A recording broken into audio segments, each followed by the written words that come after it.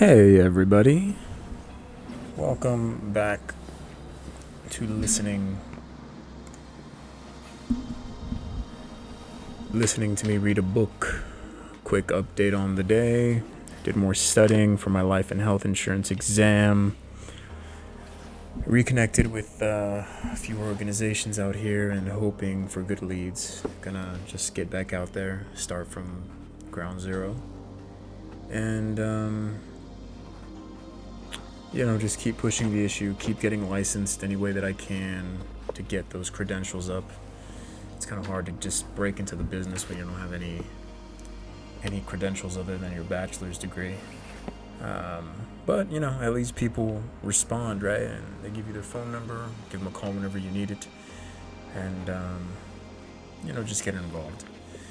Anyways, Devil in the White City. Remains of the Day is the new subchapter that we're starting on.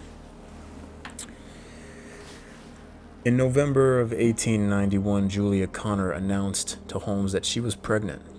Now, she told him, he had no choice but to marry her. Holmes reacted to her news with calm and warmth. He held her, stroked her hair, and with moist eyes assured her that she had nothing to worry about. Certainly, he would marry her as he long had promised. There was, however, a condition that he now felt obligated to impose. A child was out of the question. He would marry her only if she agreed to allow him to execute a simple abortion. It's crazy. This Holmes guy, so this dude was playing around with dude's wife, right? From the last chapter. He was playing around with dude's wife and decided to just, I don't want to be too candid here, but he decided to go blank deep in the girl, right? That's what he decided to do. He decided to go blank deep, fill in the blank, into Julia. Now he got her pregnant. She's asking for a marriage. He says, well, I'll marry you, but you got to get rid of the kid. So, and for all intents and purposes, this Holmes guy is crazy, right? He's a murderer. So it'll be very interesting to see, how he tries to weasel his way out of this one. I'm just going to go ahead and land here before we keep reading.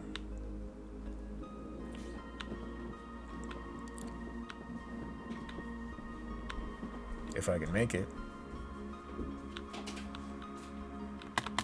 Okay, I can't make it. Hopefully I can.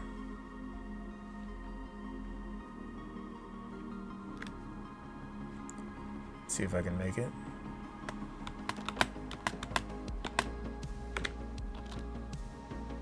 Uh-oh. Alright, we're gonna just hang in the water a little bit.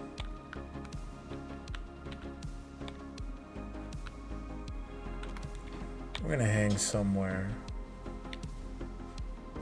Hopefully no one finds us at. And if they do find us, that's kind of the game I'm playing at this point. The game is, how long can I survive just floating around? I'm gonna go under the stairs here.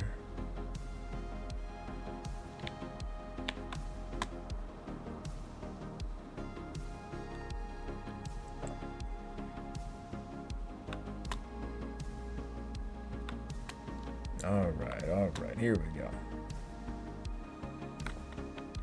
All right. A simple abortion is what he wanted her to get. Here we go. He was a physician. He had done it before. He would use chloroform and she would feel nothing and awaken to the prospect of a new life as Mrs. H.H. Holmes. Children would come later. Right now, there was far too much to do, especially given all the work that lay ahead to complete the hotel and furnish each of its rooms in time for the World's Fair. Holmes knew he possessed great power over Julia. First, there was the power that accrued to him naturally through his ability to bewitch men and women alike with false candor and warmth. Second, the the power of social approbation that he now focused upon her. Those sexual liaisons were common. Society tolerated them only as long as their details remained secret. Packing house princes ran off with parlor maids, and bank presidents seduced typewriters. When necessary, their attorneys arranged quiet solo voyages to Europe, to the surgical suites of discreet but capable doctors. A public pregnancy without marriage meant disgrace and destitution. Holmes possessed Julia now as fully as if she were an antebellum slave, and he reveled in his possession. The operation, he told Julia, would take place on Christmas Eve. Wow. Snow fell. Carolers moved among the mansions on Prairie Avenue, pausing now and then to enter the fine houses for hot mulled cider and cocoa. The air was scented with wood smoke and roasted duck. In Graceland Cemetery to the north, young couples raced their sleighs over the snow-heaped undulations, pulling their blankets especially tight as they passed the dark and dour tombs of Chicago's richest and most powerful men. The tombs' bleakness made all the more profound by their juxtaposition against the night-blued snow. At 701 63rd Street in Englewood, Julia Connor put her daughter to bed and did her best to smile and indulge the child's delighted anticipation of Christmas. Yes, St. Nicholas would come, and he would bring wonderful things.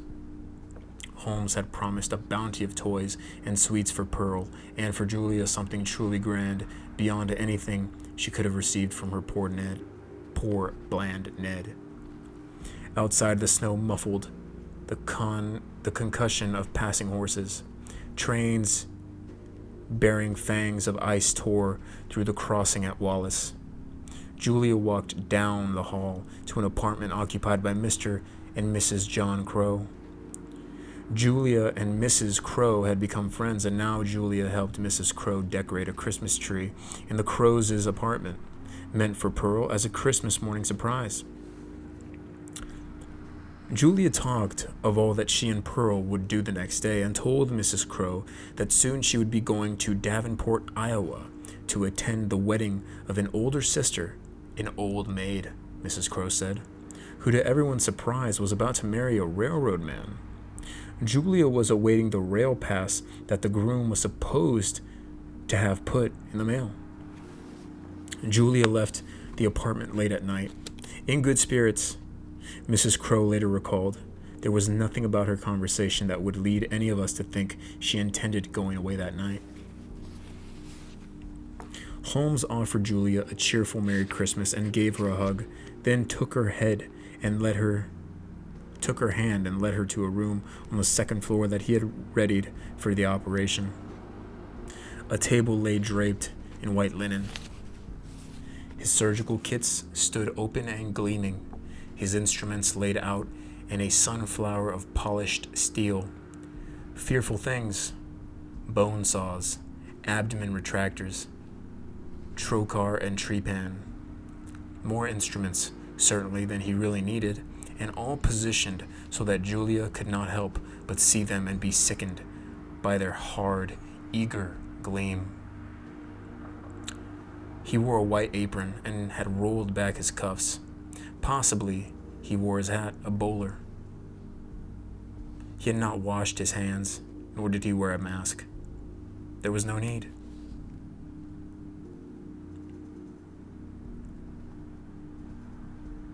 All right, I'm seeing that we're going to have to get moving here to make sure.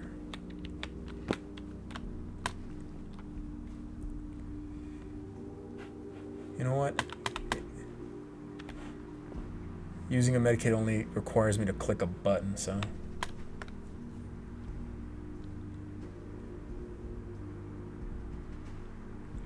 We're going to go straight ahead. We're going to go into the zone.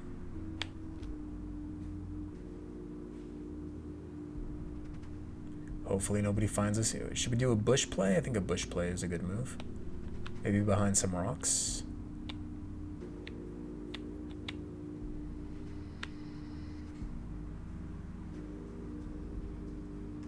This would be a perfect spot if it, was in the zone.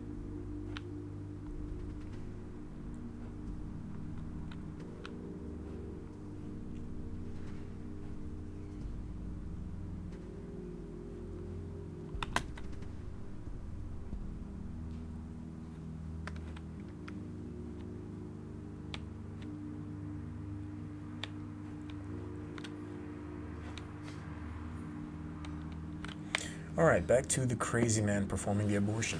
Here we go.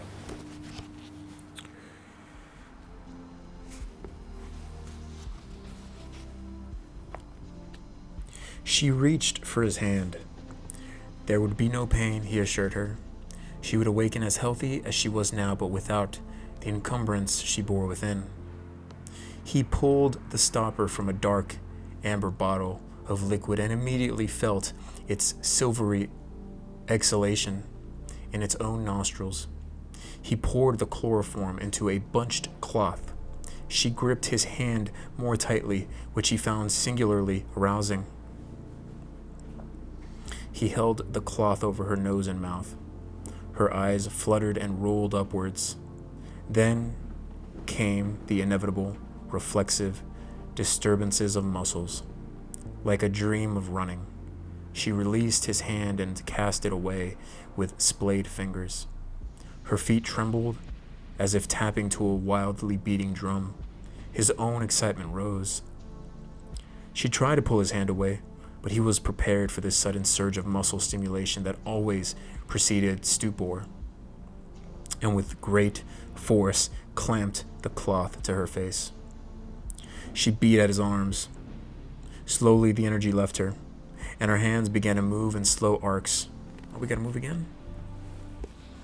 Soothing and sensuous, the wild drums silent. Ballet now, a pastoral exit. Oh, dude, that's rough. So this dude just gets off on this kind of stuff, and that's just him, I guess. But yeah, definitely sounds like a crazy dude. Good thing we got a med kit, It's unfortunate that I didn't know how far the circle was with respect to how far I have to go.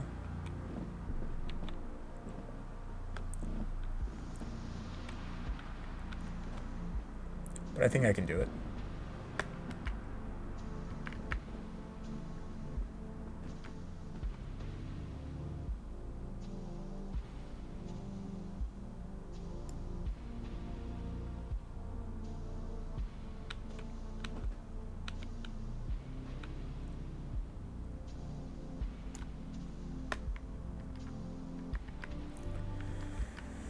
So this dude chloroformed his girl, and by the way they're describing him, he's a total nut. I mean, this guy gets off on, just torture and hurting people, and he's just evil, right? He's pure evil.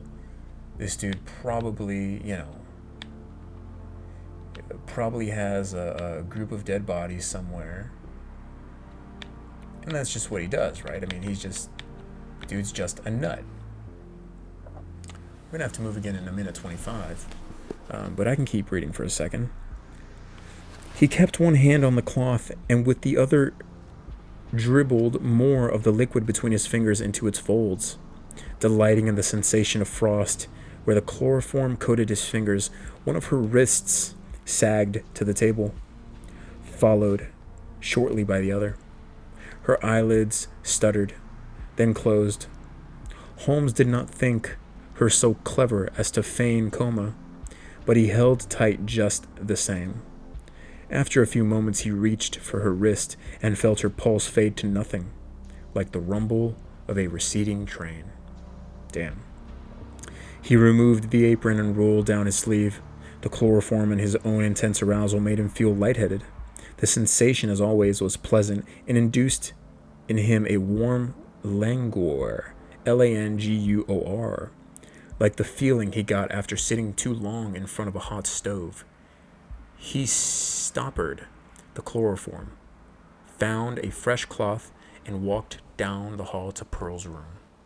Oh man, I know we gotta move here, but this is like, wow, what a story. This dude is crazy. This dude's actually crazy. Would be nice if these are some heals.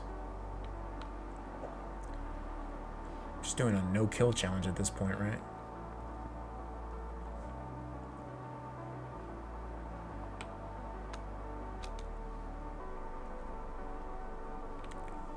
Yeah, this dude's a nut. It's obvious. There is no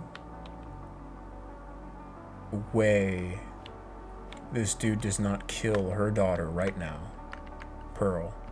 There is no way that does not happen.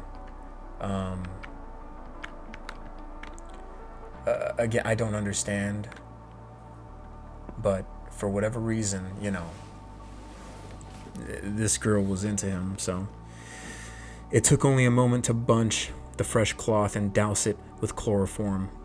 In the hall afterward, he examined his watch and saw that it was Christmas. The day meant nothing to Holmes. The Christmas mornings of his youth had been suffocated under an excess of piety, prayer, and silence, as if a giant wool blanket had settled over the house. On Christmas morning, the crows waited for Julia and Pearl in glad anticipation of watching the girl's eyes ignite upon spotting the lovely tree and the presents arrayed under its boughs. I don't know boughs were spelled that way. Interesting. Boughs. Boughs. The apartment was warm, the air rouged with cinnamon and fir. An hour passed. The crows waited as long as they could, but at 10 o'clock they set out to catch a train for central Chicago, where they planned to visit friends. They left the apartment unlocked with a cheerful note of welcome. The crows returned at 11 o'clock that night and found everything as they had left it, with no evidence that Julia and her daughter had come. The next morning, they tried Julia's apartment, but no one answered.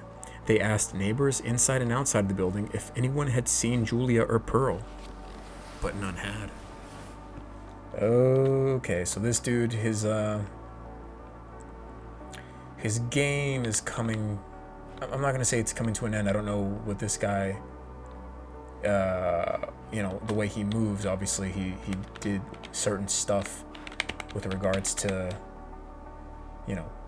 hurting people and being conniving, as they described him, right? A very probably eloquent guy, probably knew how to charm the pants off of people.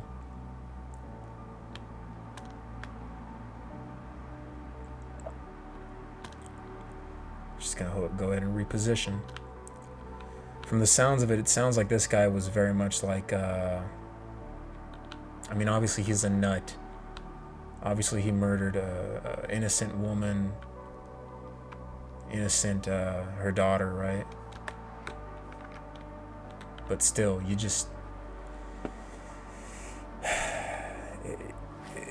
gets nasty, right? It's just such a nasty story to tell. When Holmes next appeared, Mrs. Crowe asked him where Julia might be. He explained that she and Pearl had gone to Davenport earlier than expected. Mrs. Crowe heard nothing more from Julia. She and her neighbors thought the whole thing was very odd. They all agreed that the last time anyone had seen Julia or Pearl was Christmas Eve. This was not precisely accurate. Others did see Julia again, although by then no one, not even her own family back in Davenport, Iowa, could have been expected to recognize her. Interesting. Okay. I'm gonna go ahead and move again. I'm not sure what that last paragraph was trying to get across with respect to not being able to recognize her. I'm gonna go ahead and read that one more time just to get the point across. I'm not sure what they were trying to suggest. Suggesting that maybe she'd been gone for too damn long that, they wouldn't be able to tell if it's her or not. Which, I mean, even if that's your daughter, right? You'd have to have loads of cosmetic surgery and a lot of other stuff for your own parents not to recognize, oh yeah, it's my son, that's my daughter, that's Pearl, or that's not Pearl. Gonna go ahead and reposition. I see a bush.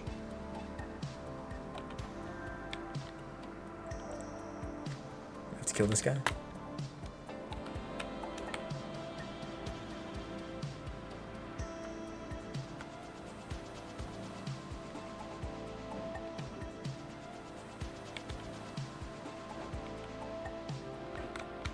Is there a bush? There's a bush.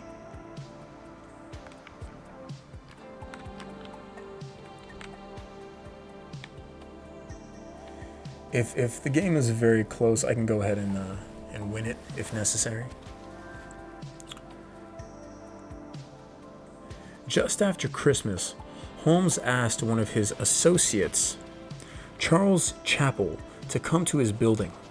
Holmes had learned that Chappell was an articulator, meaning he had mastered the art of stripping the flesh from human bodies and reassembling or articulating the bones to form complete skeletons for displays in doctors' offices and laboratories. He had acquired the necessary techniques while articulating cadavers for medical students at Cook County Hospital.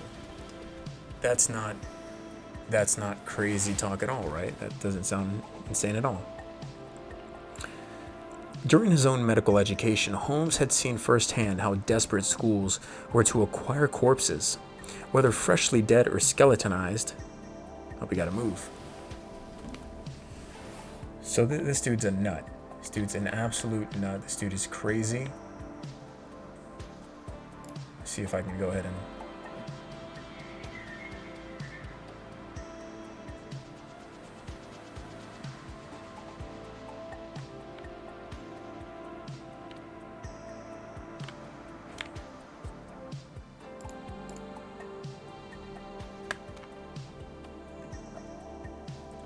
Oh, if only I can get to this bush. What?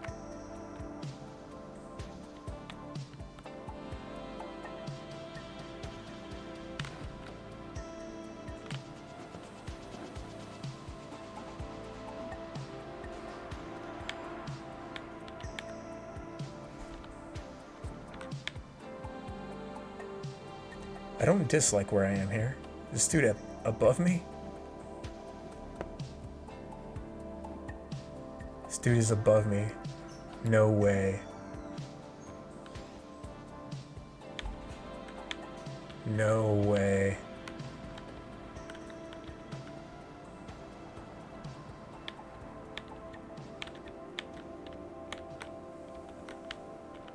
I think he saw me.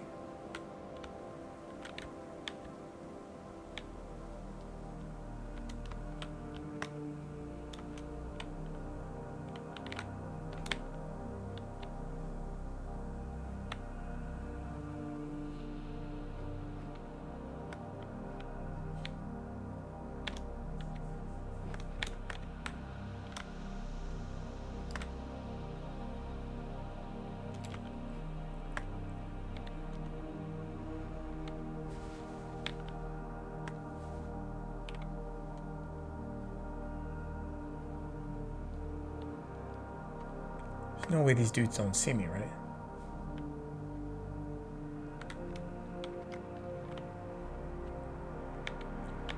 Oh, I can win this if I play it right. If I play this right, I can win this.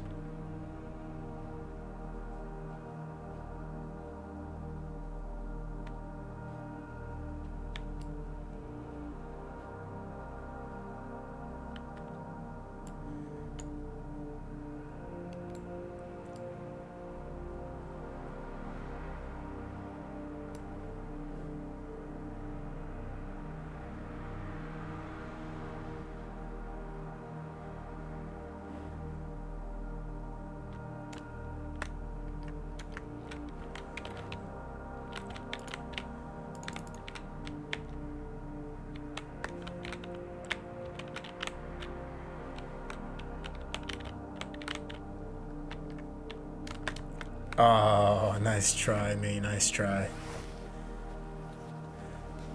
Didn't think I could be able to hide for that long. Good for that, dude. 14 kill game. Nice. Let's continue.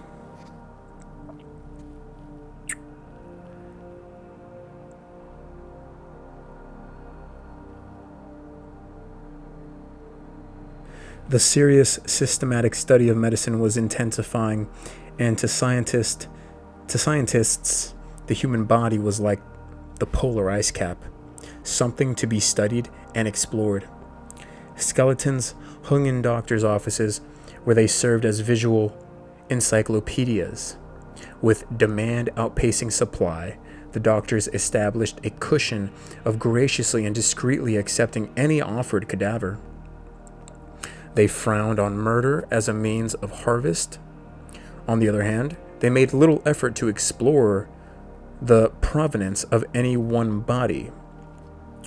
Grave robbing became an industry, albeit a small one, requiring an exceptional degree of sang-froid. In periods of acute shortage,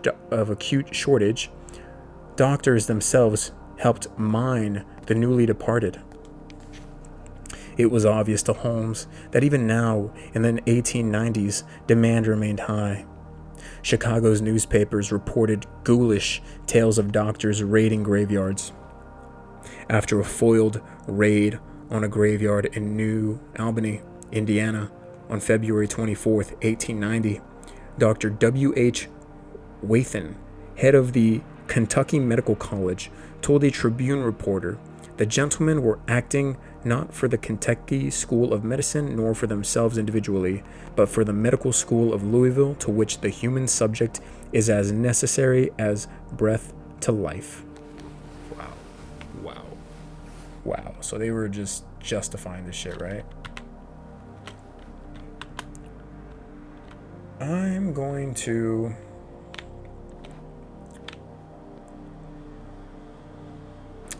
Where was that place at?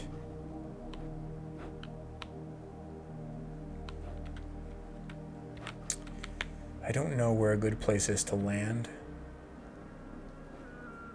But the name of the game is just to like... Rough landing spot. Rough landing spot here. Rough.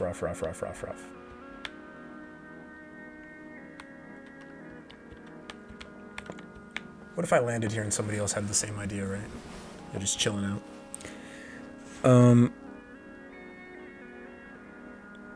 Just 3 weeks later, the physicians of Louisville were at it again.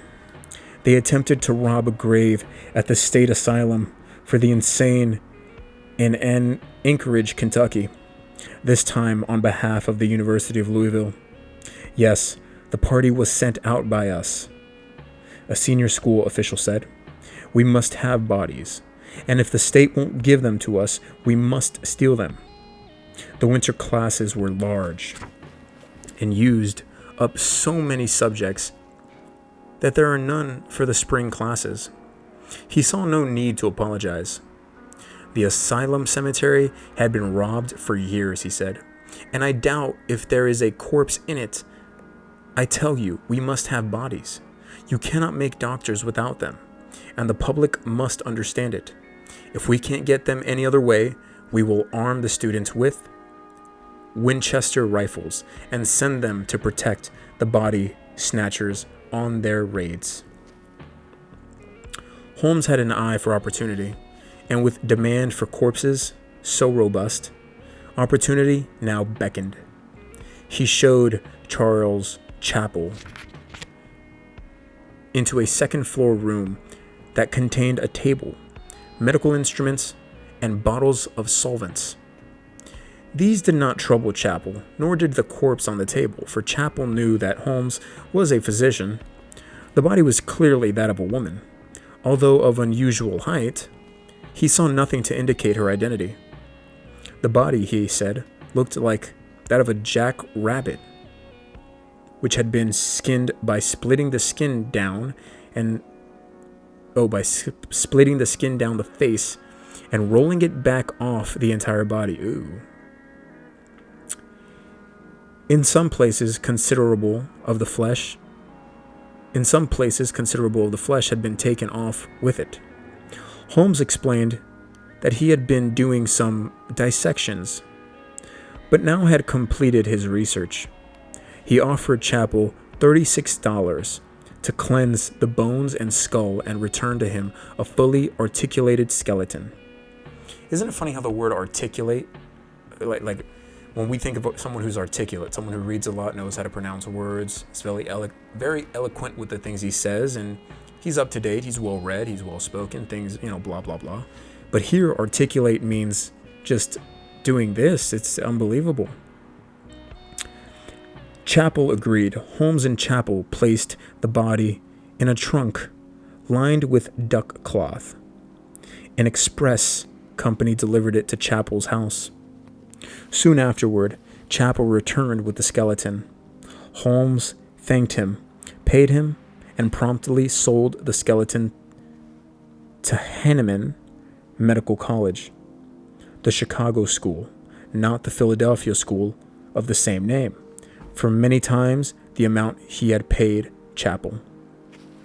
I'm going to turn on my flashlight. That's insane, right? This dude... that's just, I don't know what to... let me turn this on so I can comment after.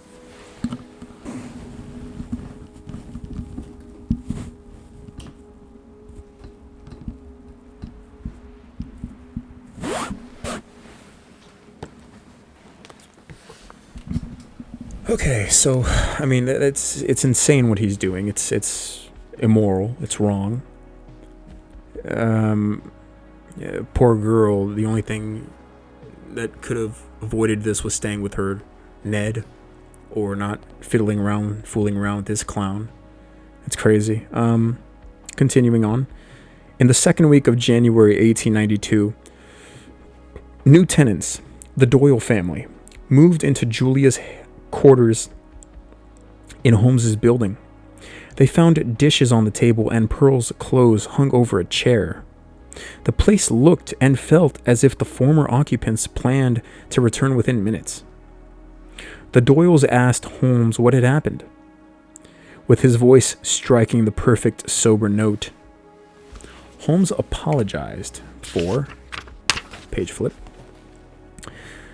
the disarray, and explained that Julia's sister had fallen gravely ill and Julia and her daughter had left at once for the train station. There was no need to pack up their belongings, as Julia and Pearl were well provided for and would not be coming back. That's a little weird, right? That doesn't even sound normal. It's like, oh no, don't worry, they're taken care of. Your definition of taken care of is killed, so... Later, Holmes offered a different story about Julia.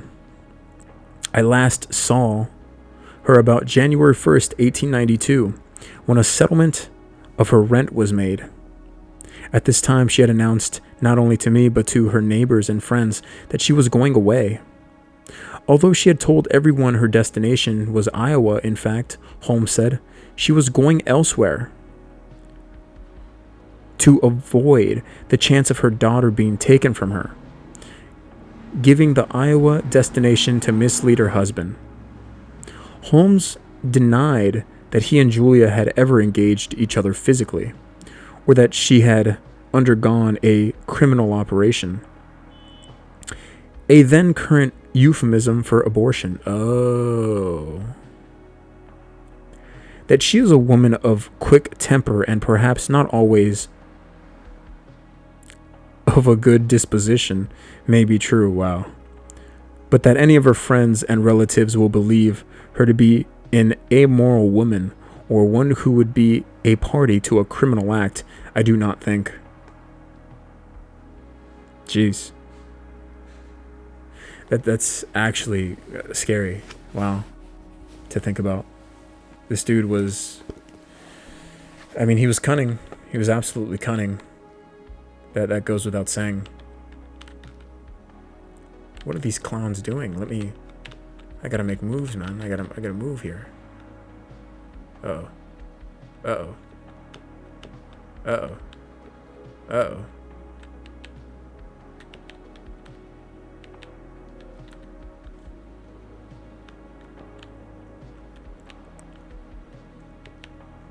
Oh, I hate you. I physically hate you. I won't be able to make it now. Unless...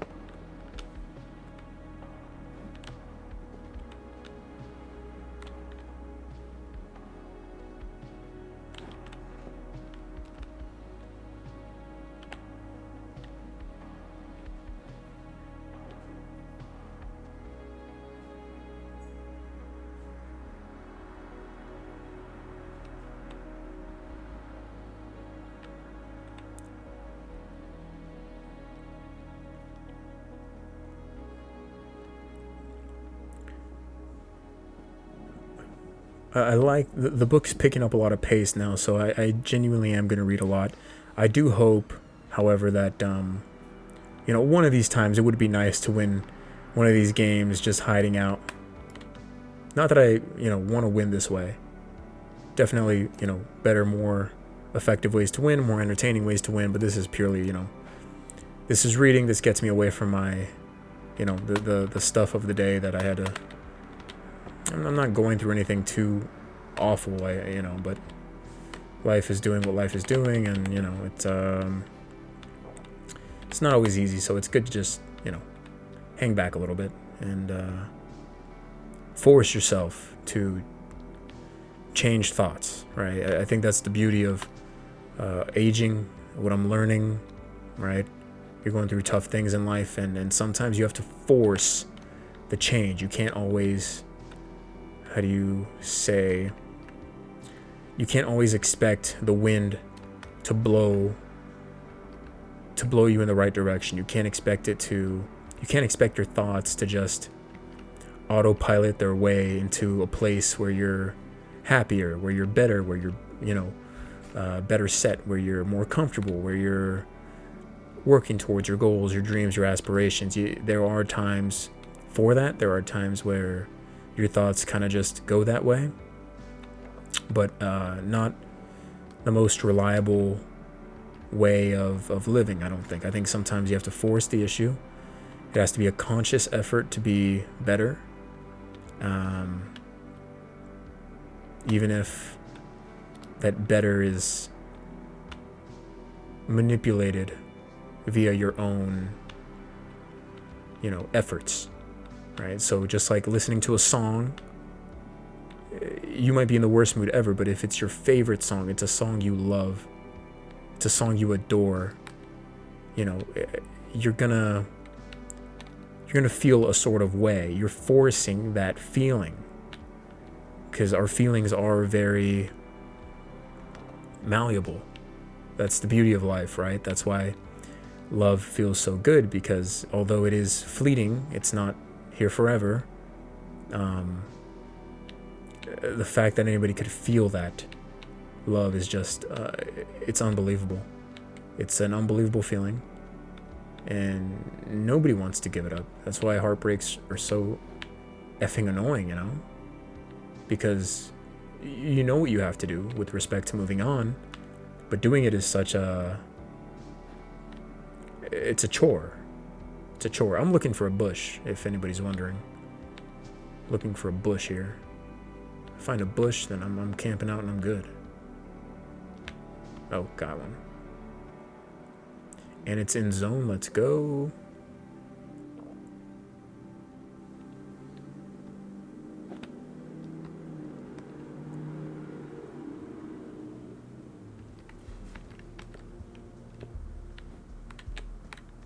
Okay.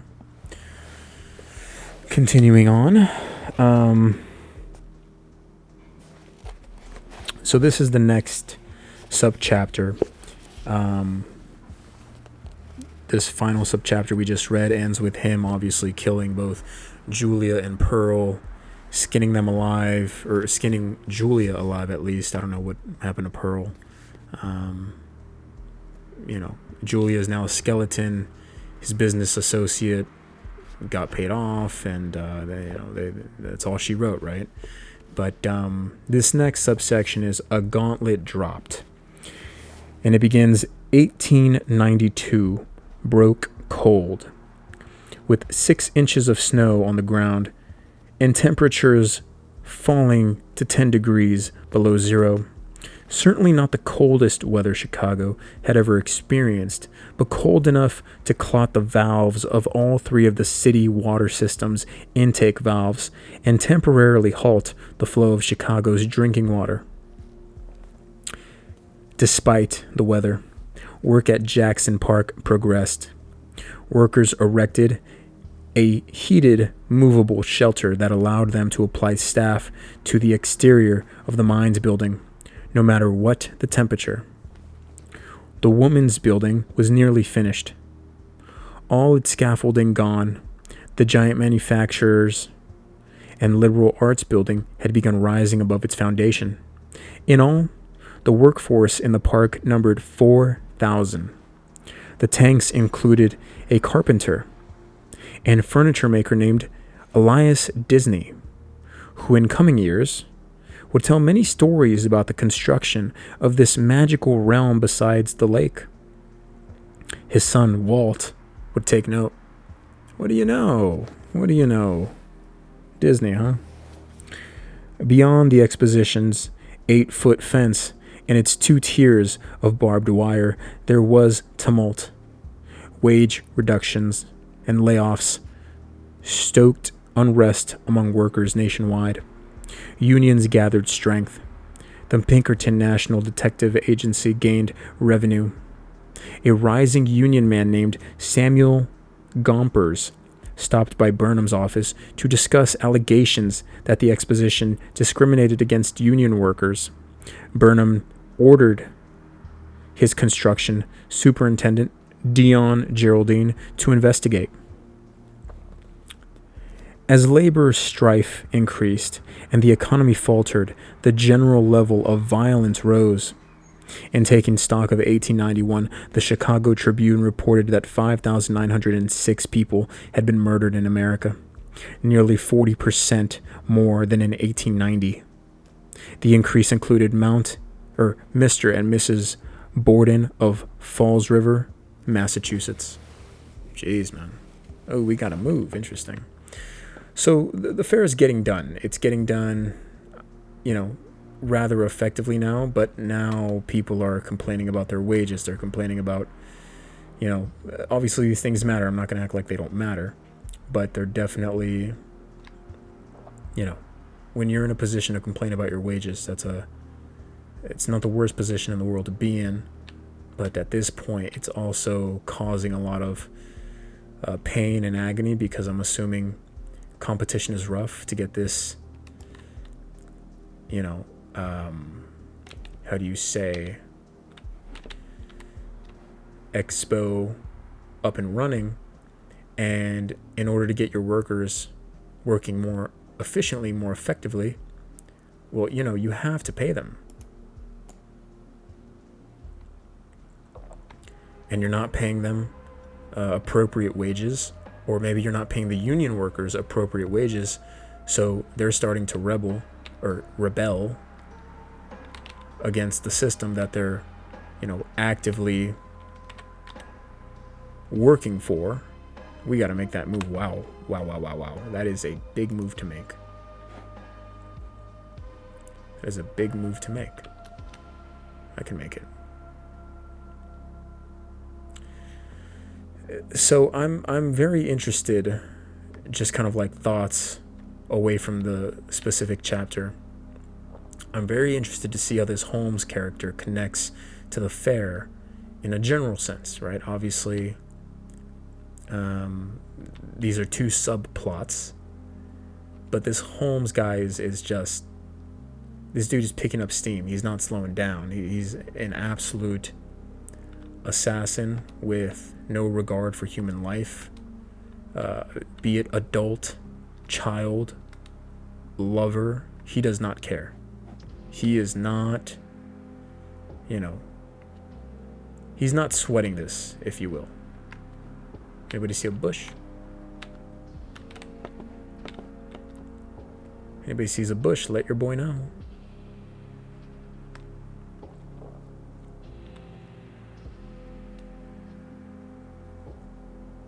Ooh, are we going tractor tipping here?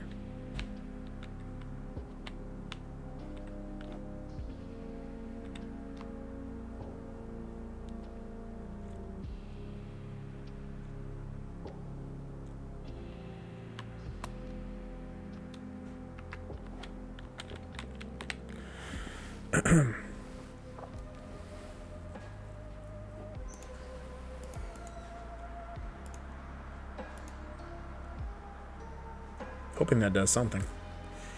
Let's continue. Yeah,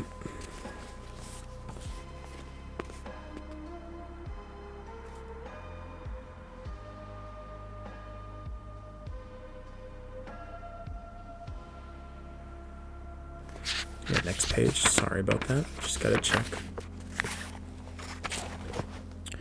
The constant threat of strike and the onset of deep, cold shaded the new year for Burnham. But what most concerned him was the fast shrinking treasury of the exposition company. In advancing the work so quickly and on such a grand scale, Burnham's department had consumed far more money than anyone had anticipated. There was talk now among the directors of seeking a $10 million appropriation from Congress. But the only immediate solution was to reduce expenditures. On January 6th, interesting, very interesting, Burnham commanded his department chiefs to take immediate, in some cases draconian, measures to cut costs. Oh, we gotta move. Yeah, so in moving this project ahead so efficiently, I mean, that's not cheap, right? I mean, obviously you got to pay your people, but you got to pay them well. It's not merely just paying them, right? Anybody can earn a paycheck. Well, anybody can earn a paycheck, but to do it efficiently, you got to earn a good one. Right? What do they say? Money makes the world go round, right?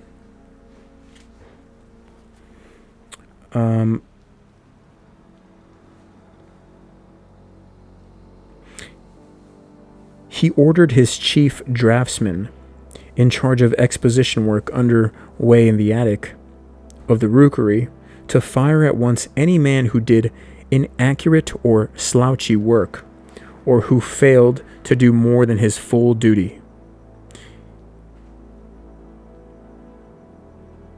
He wrote to Olmsted's landscape superintendent, Rudolph Ulrich. It seems to me you can now cut your force down 1/2, and at the same time let very many expensive men go. Henceforth, Burnham ordered all carpentry work was to be done only by men employed by the fair's contractors. To Dion Geraldine, he wrote, "You will please dismiss every carpenter on your force." Until this point, Burnham had shown a level of compassion for his workers that was extraordinary for the time.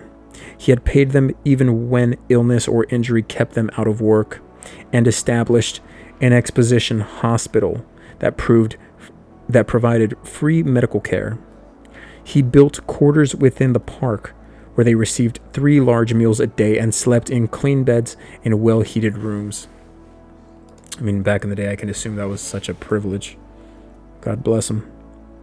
A Princeton professor of political economy named Walter Wyckoff disguised himself as an unskilled laborer and spent a year traveling and working among the nation's growing army of unemployed men, including a stint at Jackson Park.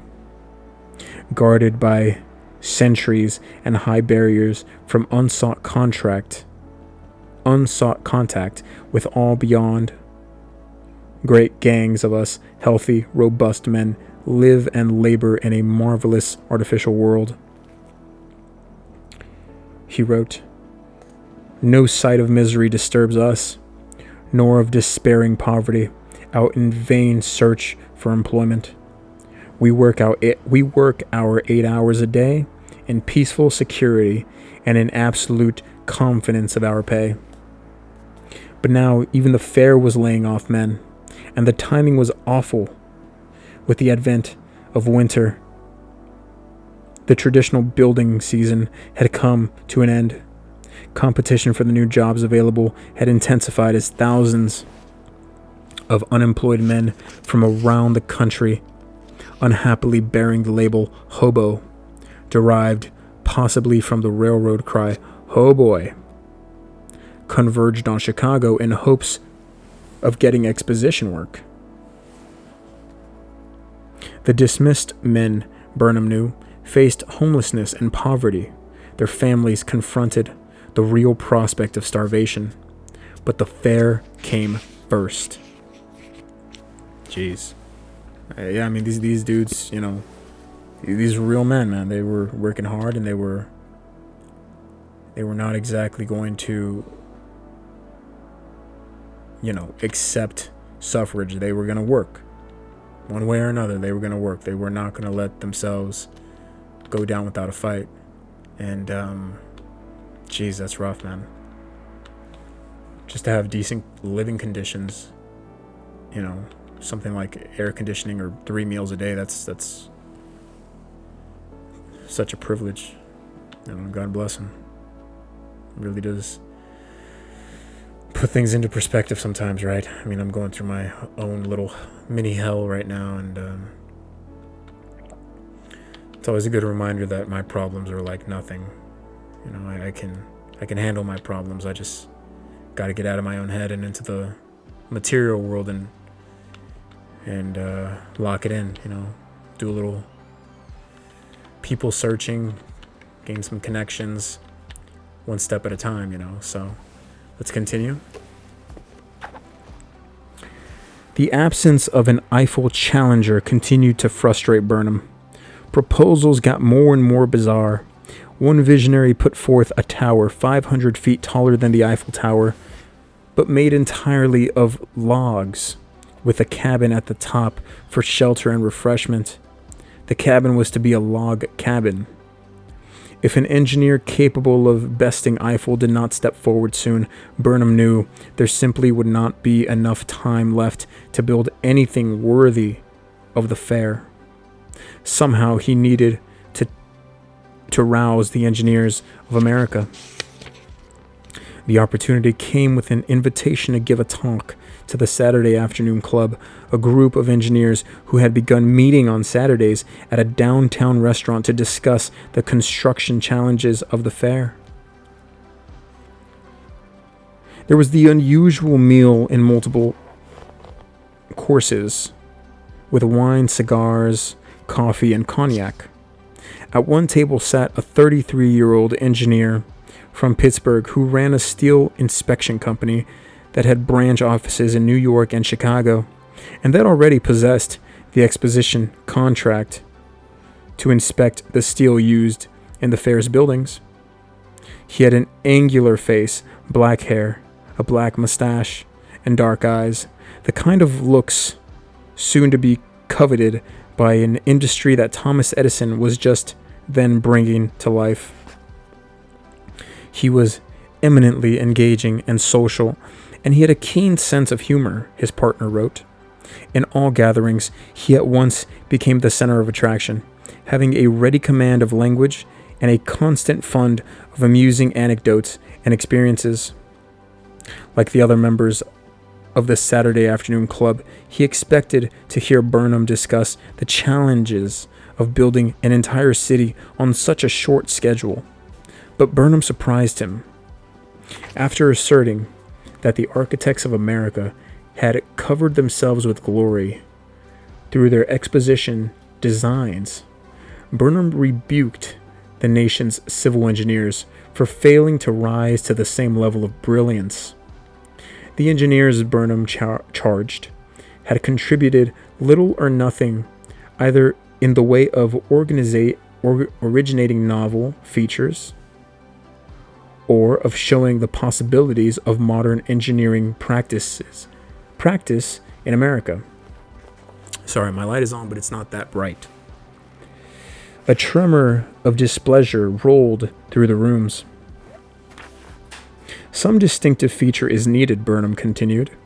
Something to take the relative position in the world's Columbian Exposition that was filled by the Eiffel Tower at the Paris Exposition. But not a tower, he said. Towers were not original. Eiffel had built a tower already. Mere bigness wasn't enough either. Something novel, original, daring, and unique must be designed and built if American engineers are to retain their prestige and standing.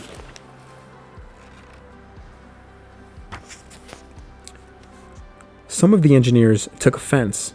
Others acknowledged that Burnham had a point. The engineer from Pittsburgh felt himself cut to the quick by the truth of those remarks. As he sat there among his peers, an idea came to him like an inspiration. It arrived, not as some half-formed impulse, he said, but rich in detail. He could see it and touch it and hear it as it moved through the sky.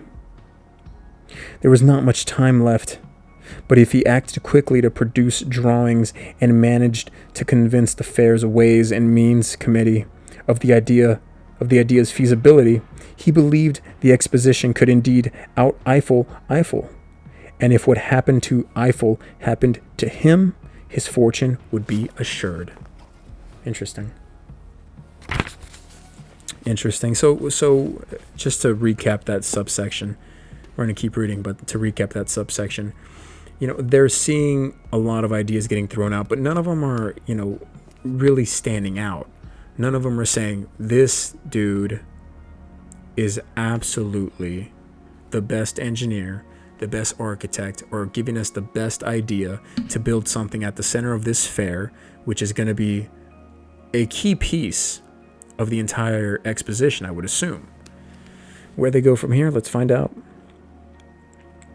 It must have been refreshing for Burnham to stand before the Saturday afternoon club and openly chide its members for their failure, because most of his other encounters over exposition business invariably became exercises in self-restraint, especially when he went before the fair's many and still multiplying committees. The constant Victorian minute of false grace consumed time. He needed more power, not for his own ego, but for the sake of the exposition.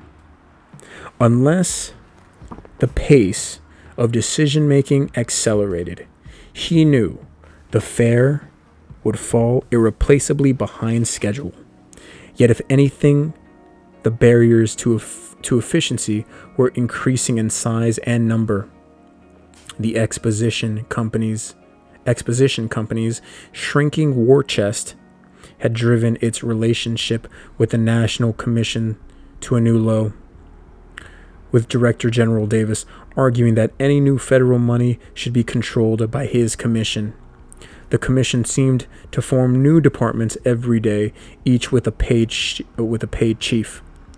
Davis named a superintendent of sheep for a salary that today would total about $60,000 a year, and each claiming some piece of jurisdiction that Burnham thought belonged to him.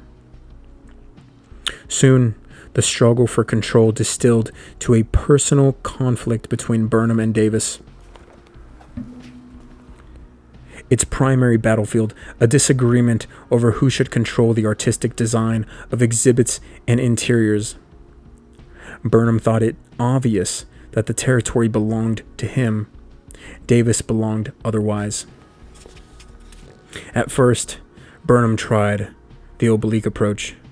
We are now organizing a special interior decorative and an architectural force to handle this part, he wrote to Davis, and I have the honor to offer the services of my department to yours in such matters. I feel a delicacy in having my men suggest to yours artistic arrangements, forms, and decorations of exhibits, without your full approval, which I hereby respectfully ask. Okay, all right. So there's a little yin and yang there, right? A little show of respect. But Davis told a reporter, I think it's pretty well understood by this time that no one but the Director General and his agents have anything to do with exhibits. Jeez, that's rough, man. Let's go ahead and reposition this thing. It just sounds like a big headache, really. It's really what I'm getting from this all. What is happening here? I was wondering for a second. I was like, what?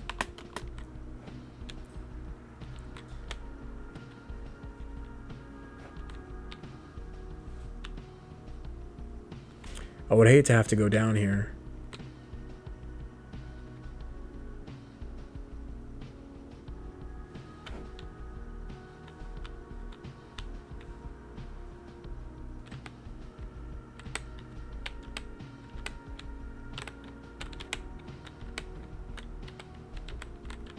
Hello? Hello?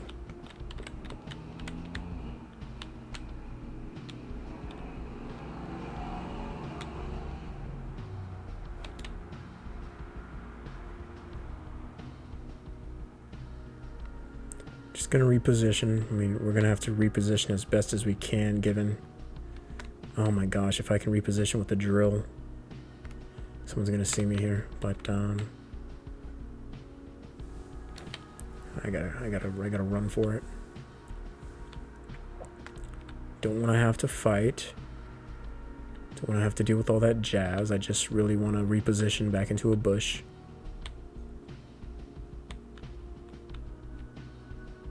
Just gotta make sure people aren't around here, just in case I gotta get stuck and lost in the sauce in the storm for a while.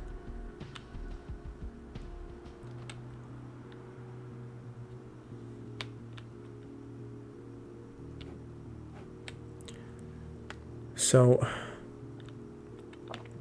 it seems like this committee, right? Obviously, they're running out of money. They're running out of time. They're going to need more money, apparently. And all I could think is, here comes the bureaucratic practice of not being able to do anything without permission. And everything's going to have to go through a certain committee. Apparently, this General Davis, if you will. This is the guy to kind of make sure things either move along or they don't, right? It's like you either massage the right egos or you fall behind. And that's really, there's no in between.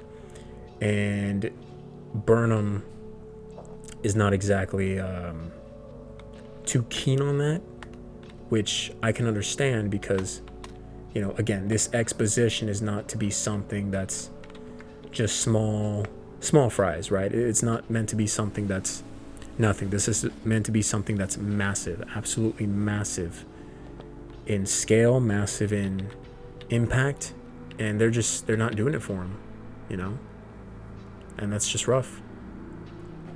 I have to move ahead a little bit, don't I? Just gotta make sure nobody cheeses me here, Gotta make sure nobody does me dirty here.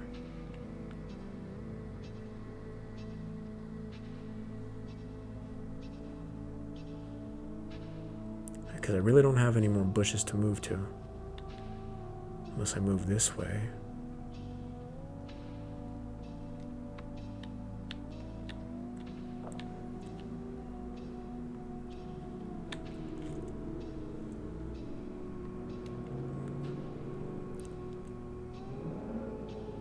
I don't know what was just marked, but I didn't mark that.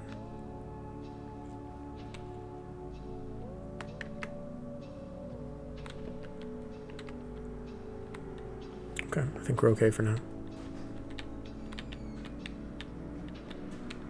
Okay. Decent positioning. I don't hate this. Let's continue on. The conflict simmered on March 14th. Burnham joined Davis for dinner with Japan's delegates to the fair at the Chicago Club. Afterward, Davis and Burnham remained at the club, arguing quietly until 5 o'clock the next morning. The time was well spent, he wrote to Margaret, who was then out of town, and we have come to a better feeling, so that the path will be much smoother from this time forward. An uncharacteristic wariness crept into his letter. He told Margaret he planned to end work early that night and go to Evanston and sleep in your dear bed, my love, and I shall dream of you. What a rush this life is. Where did the years go to? Where do the years go to? Yeah, I completely agree. Where does the time go?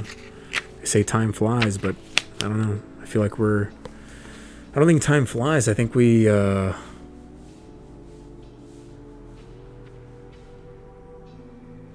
kind of live in reverse in a weird way.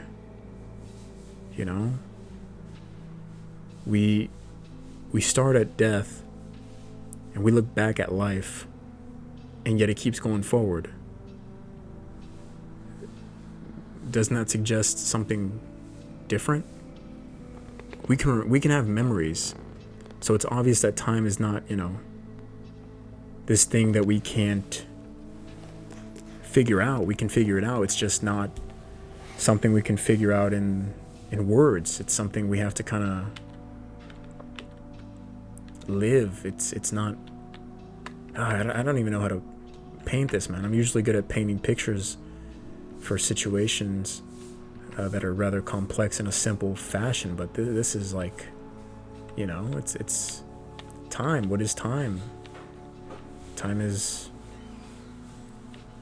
Life is just things you don't say no to, I don't know that time is anything I can really define, but in a similar way, that kind of feels...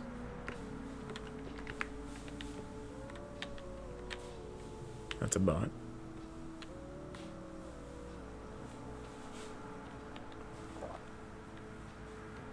Oh, shoot.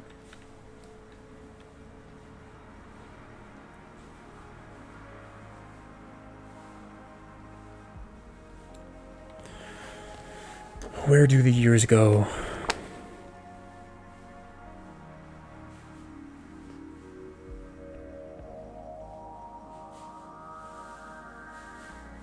Oh, yes, next page. Apologies. Where do the years go to? I agree.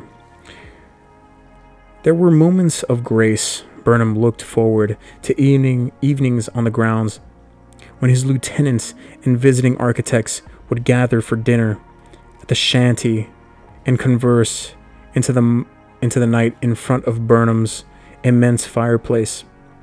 Burnham treasured the camaraderie and the stories. Olmsted recounted the endless trials of protecting Central Park from ill-thought modifications.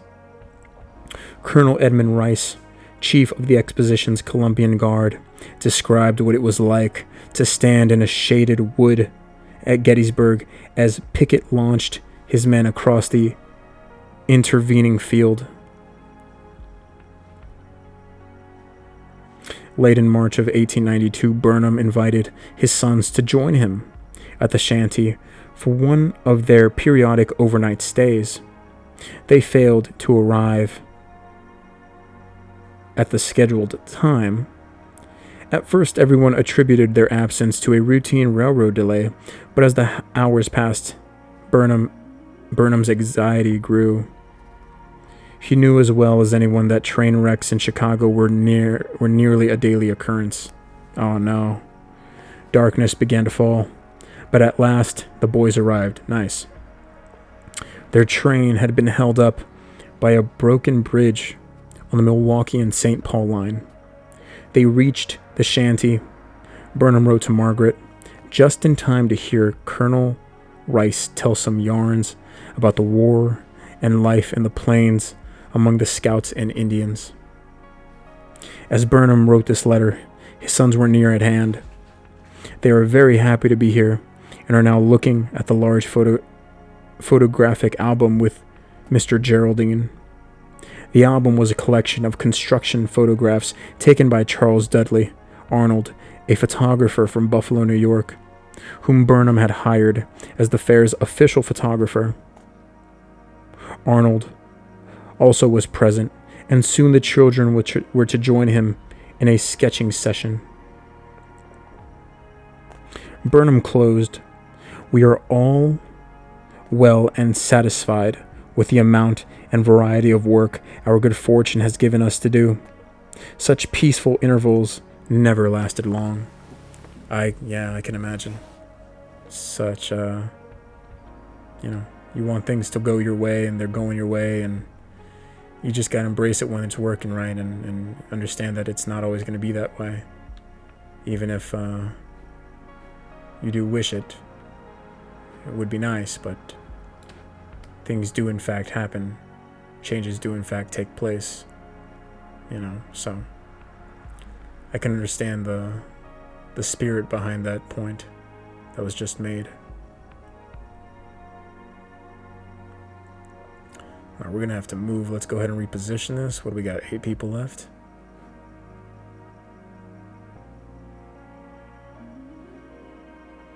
I'm gonna have to move with the zone here.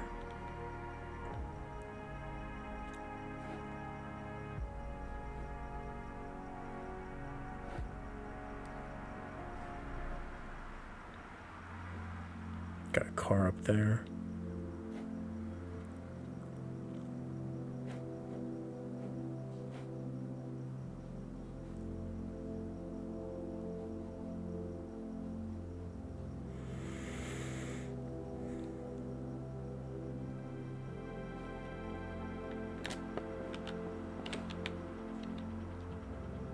Let's wrap around the zone if we can.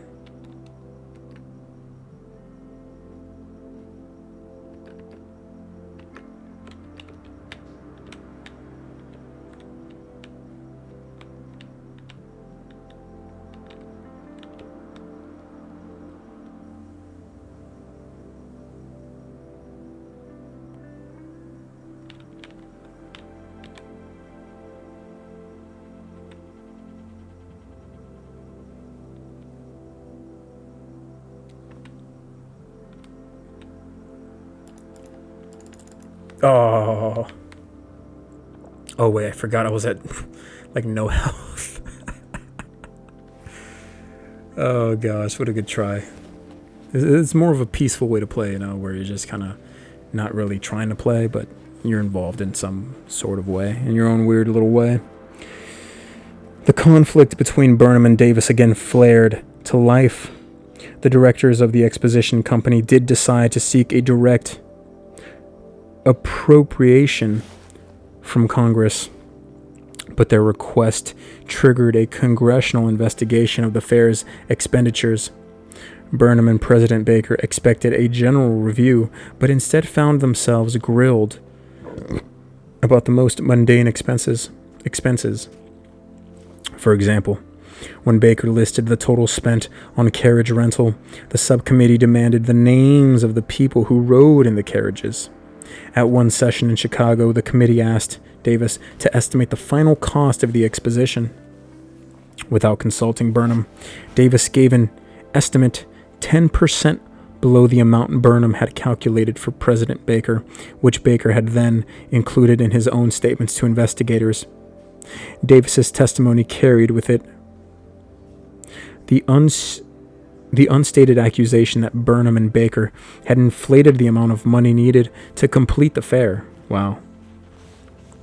Talk about politics, right? Burnham leaped to his feet. The subcommittee chairman ordered him to sit. Burnham remained standing. He was angry, barely able to keep himself composed.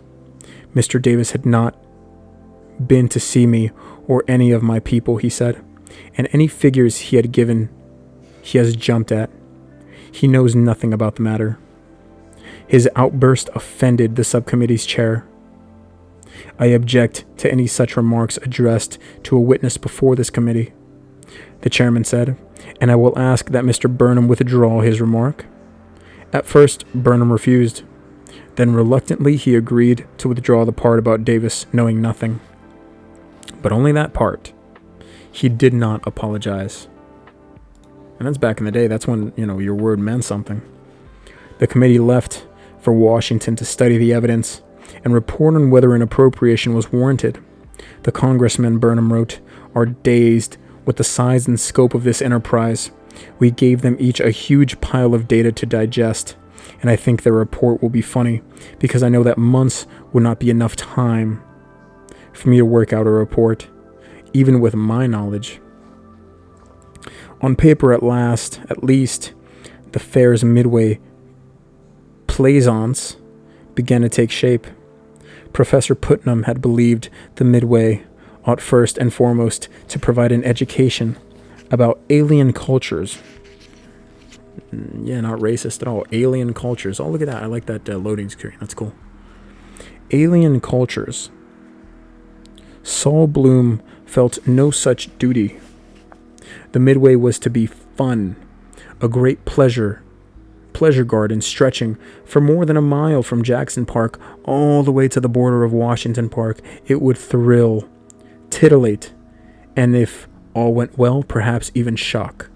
He considered his great strength to be spectacular advertising.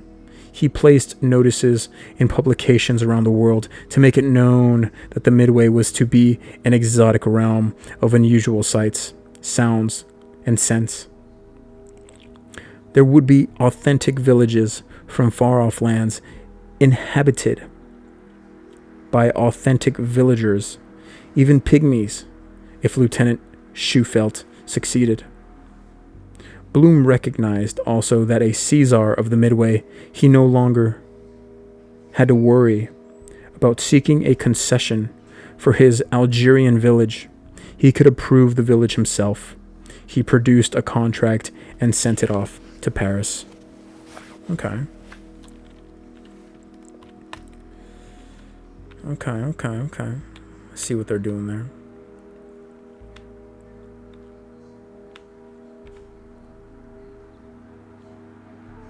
I'm going to try something here.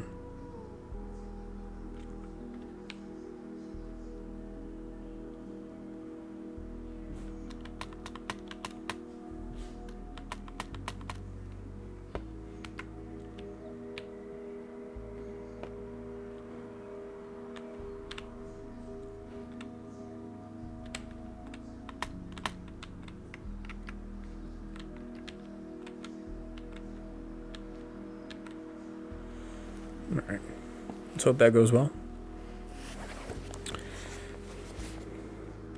Bloom's knack for promotion caught the attention of other fair officials who came to him for help in raising the exposition's overall profile. At one point, he was called upon to help make reporters understand how truly immense the manufacturers and liberal arts building would be. So far, the exposition's publicity office had given the press a detailed list of monumental but dreary statistics. I could tell they weren't in the least interested in the number of acres or tons of steel, Bloom wrote. So I said, look at it this way. It's going to be big enough to hold the entire standing army of Russia. Bloom had no idea whether Russia even had a standing army, let alone how many soldiers it might include, and how many square feet they would cover. Nonetheless, the fact became gospel throughout America. Readers of Ayn Rand? I read that too. McNally's exposition guidebooks eventually found themselves thrilling to the vision of millions of fur-headed men squeezed onto the building's 32-acre floor. Bloom felt no remorse. Jeez. Okay, so that's that subchapter, I'll say.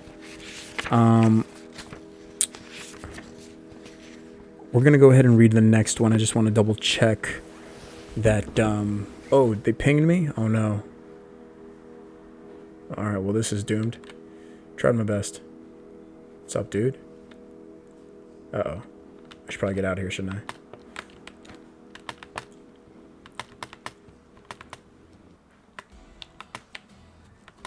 When you're in the thick of a project, Harbor Freight is the There's no way I'm getting an ad right now, right? Such an important time in the game.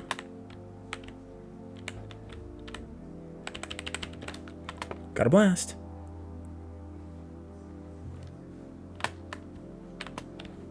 Hello?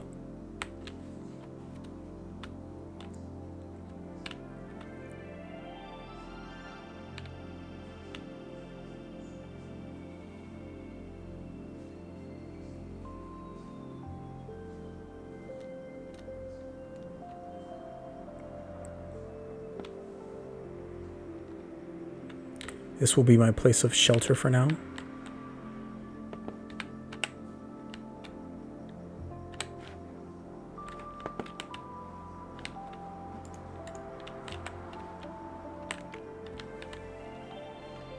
This will be my place of shelter.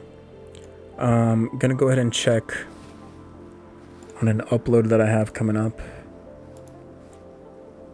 Alright, so this is up. I like that thumbnail better. This is part 6. I'm gonna be honest, I don't know what part I'm recording right now. We can go ahead and keep reading. This is going to be the next sub-chapter. How long have we been going at this? I don't want to push 2 hours if I don't have to. Hour 20. All right, we're going to go ahead and do this. This should be a quick one, so I don't see this going over an hour 30 or another 10 minutes, I'll say. Hopefully this is the last game. We'll see. The Angel from Dwight. In the spring of 1892, Holmes's assistant Benjamin Peitzel found himself in the city of Dwight, Illinois, about 75 miles southwest of Chicago, taking the famous Keeley cure for alcoholism. Patients stayed in the 3-story Livingston Hotel, a red brick building of simple, appealing design, with arched windows and a veranda along the full length of its facade. A fine place to rest between injections of Dr. Leslie Enrott, Keeley's gold cure. Gold was the most famous ingredient in a red, white, and blue solution nicknamed the Barber Pole that employees of the Keeley Institute injected into patients' arms 3 times a day. Jeez. The needle, one of large 19th century bore, like having a garden hose shoved into a bicep. Jeez. Invariably deposited a yellow areole on the skin surrounding the injection site, a badge for some, an unsightly blemish for others. The rest of the formula was kept secret, but as best doctors and chemists could tell, the solution included substances that impaired a pleasant state of euphoria and sedation trimmed with amnesia, in effect the Chicago post office found problematic. For each year, it wound up holding hundreds of letters sent from Dwight that lacked important elements of their destination addresses. And stupid. He's just making letters. He's like, dude, just send it out. Is there an address? No, dude, just send it out. The senders simply forgot that things like names and street numbers were necessary for the successful delivery of mail. That's how high they got them. Jeez. Peitzel had long been a heavy drinker, but his drinking must have become debilitating, for it was Holmes who sent him to Keeley and paid for his treatment. He explained it to Peitzel as a gesture born of kindness, a return to Peitzel's loyalty. As always, he had other motives. He recognized that Peitzel's drinking impaired his usefulness and threatened to disrupt schemes already in place. Holmes later said of Peitzel, "He was too valuable a man, even with his failings taken into consideration, for me to dispense with."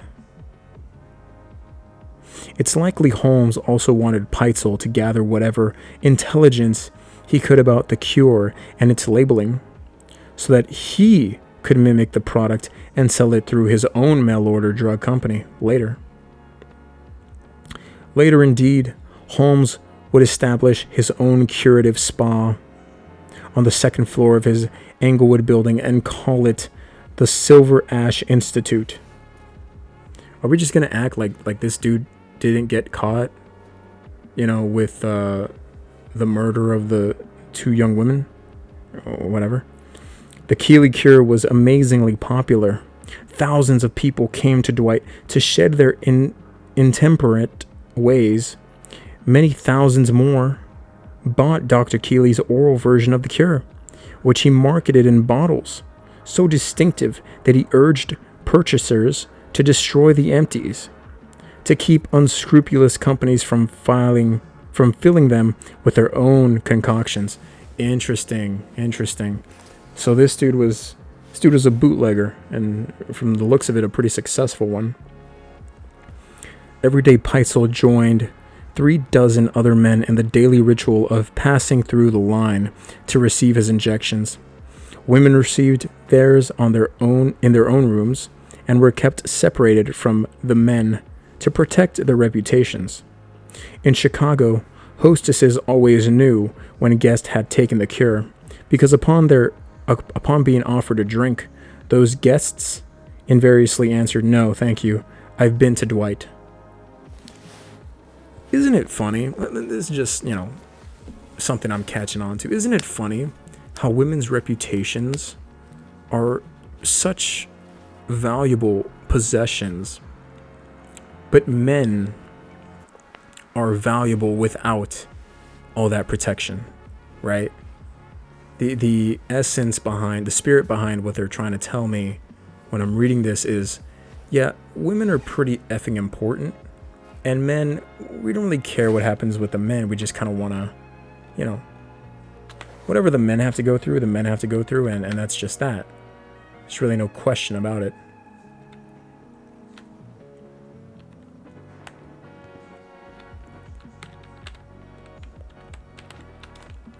Uh-oh. Got a blast again.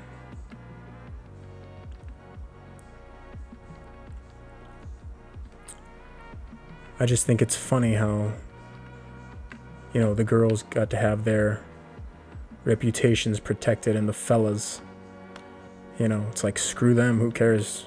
They're addicts. They're crazy.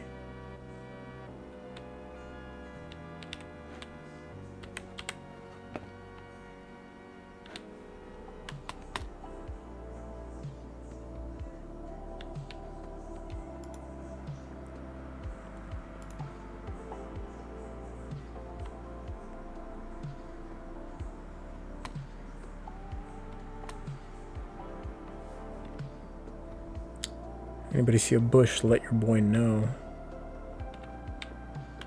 Just in case I do get in a fight. A little bit of loot there.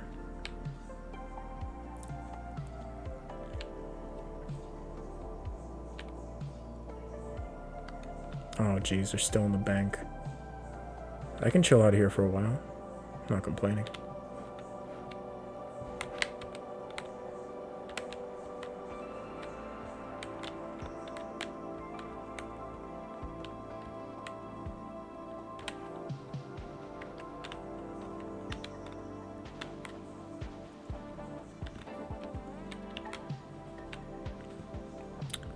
"49 seconds, but to speak on what we just detailed a little further, again, I understand the women are a little more sensitive about admitting that they have problems, but I mean that's the telling tale of society, right? Men have to be okay with the fact that they have their problems, and they're capable of just walking out into the open. No, I'm not going to say capable or forced. We really don't have an option. What's our option, right? To complain about it, to complain and say, yeah, I have a problem, but I can't I can't have anybody knowing this because my reputation's at stake. Well, I mean, join the club, right? People always have problems going on, and if people find out, that could cost them their jobs, that can cost them their homes, that can cost them their kids, that can cost them their lives. It really can. So I really don't love hearing something like that, just because I don't think it's very fair. We love women, we know that they're beautiful for an incredible number of reasons, but a little bit of fairness would be nice. Oh, am I in a fight?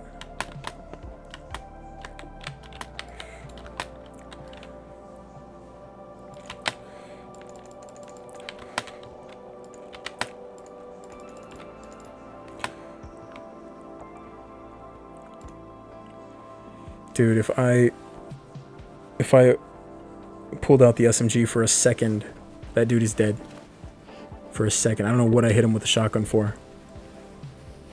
I feel like my shotgun wasn't shooting the initial shots, but whatever. It'll be fun. This dude is loaded up with his inventory. Looks good. What's he got? A sniper, shoddy, his drill, his gloves. This is a little too close range for me. This is a little too close range for me. I would like to see an AR, I would like to see... I'm not sure what he's doing. I'm not sure if he knows what he's doing. I'd like to see an SMG. I think the sniper can go away. Unless he's that good. I don't know this guy, right? Let's continue reading.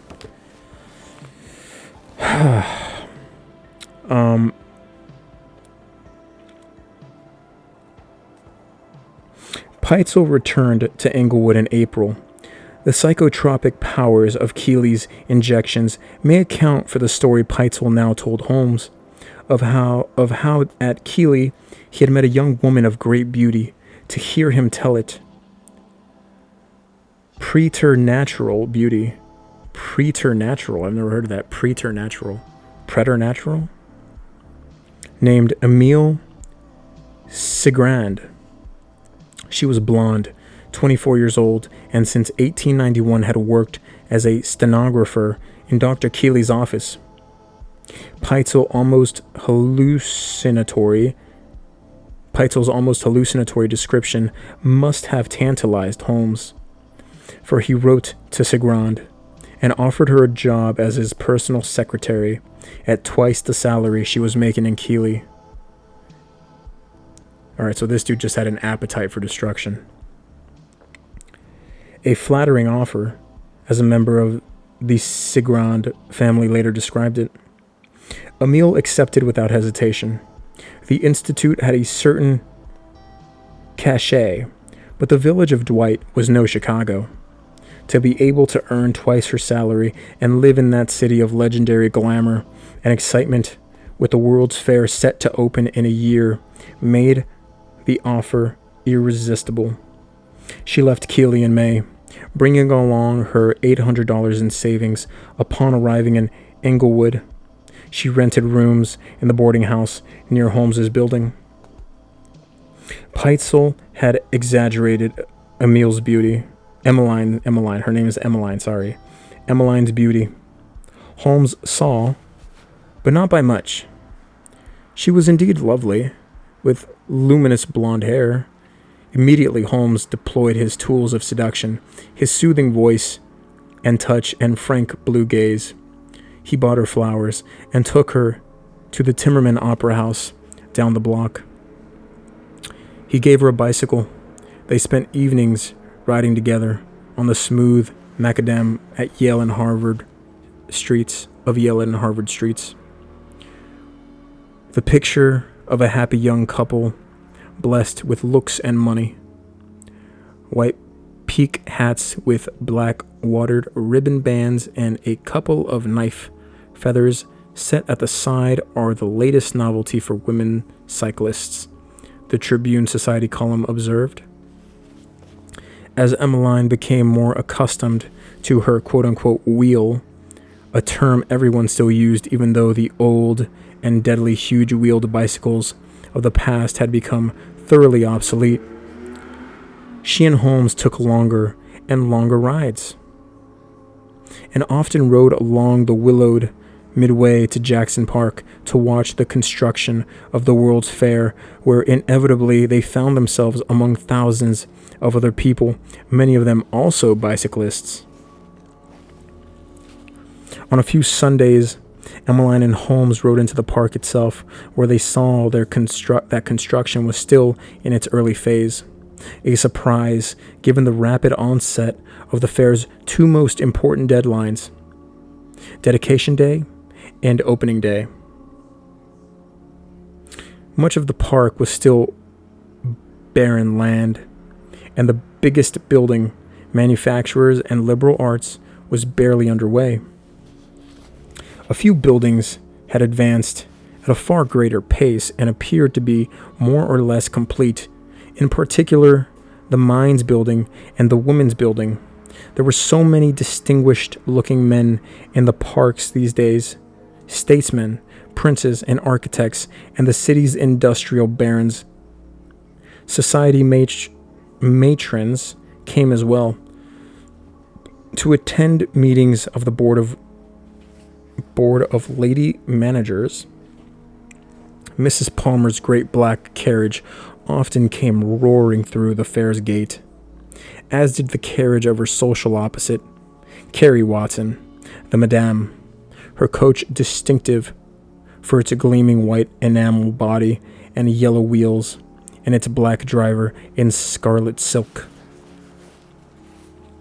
Emmeline found that riding her bicycle was best in the days after a good downpour. Otherwise, the dust billowed like sand over Khartoum and sifted deep into her scalp, where even a good brushing failed to dislodge it.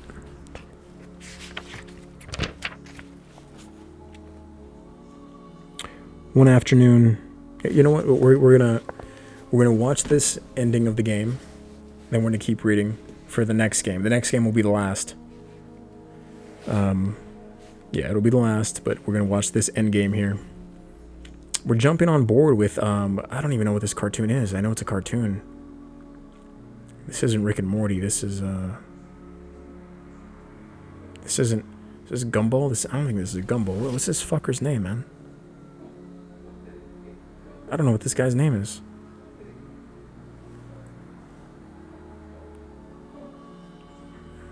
Go ahead. Don't let him know where you are. Don't let him know where you are. He sees you.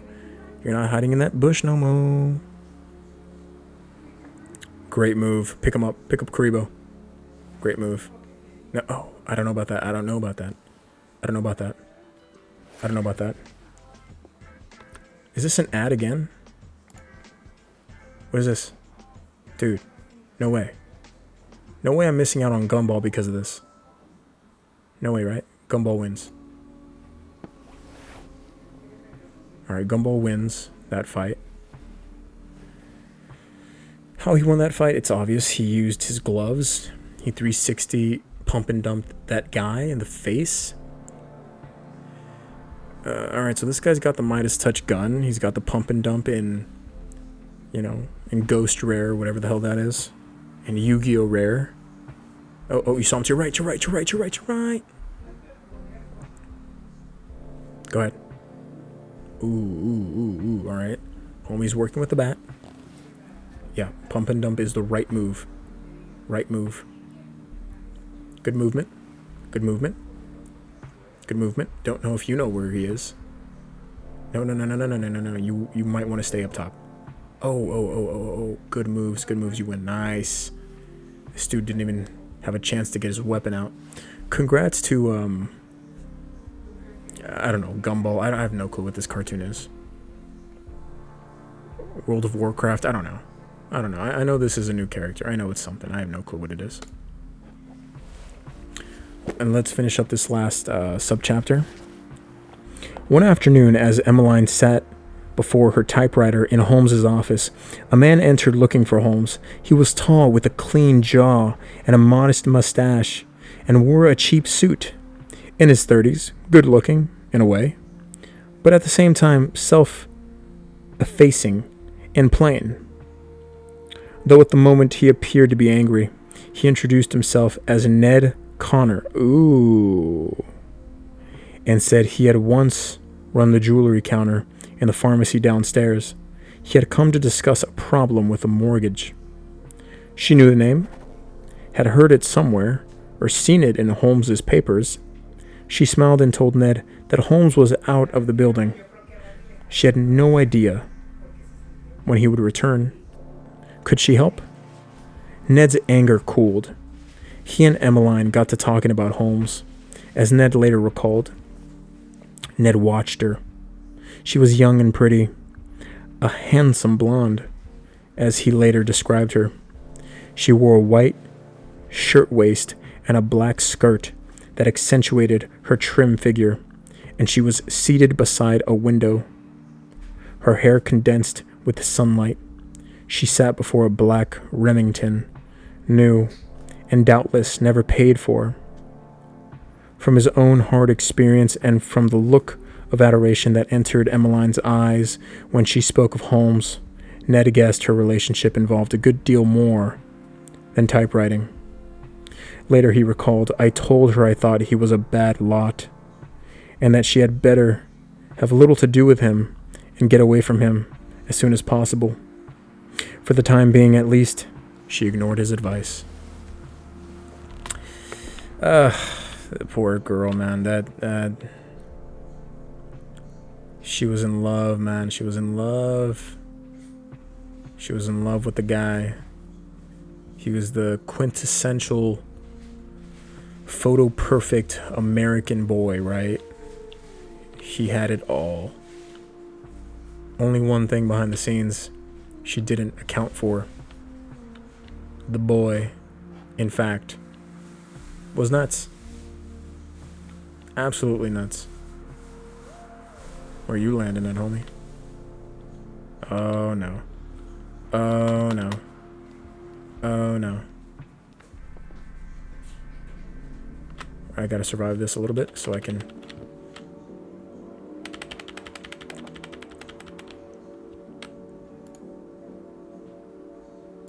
All I gotta do is get to a bush.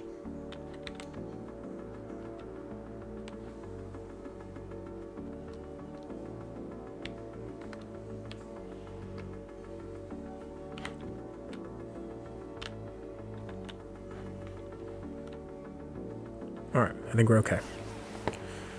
So here comes Ned, right? Julia's ex-husband.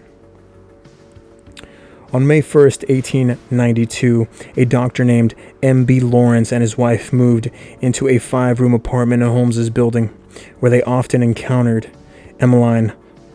Although Emmeline herself did not yet live in the building, she still occupied rooms in a nearby boarding house.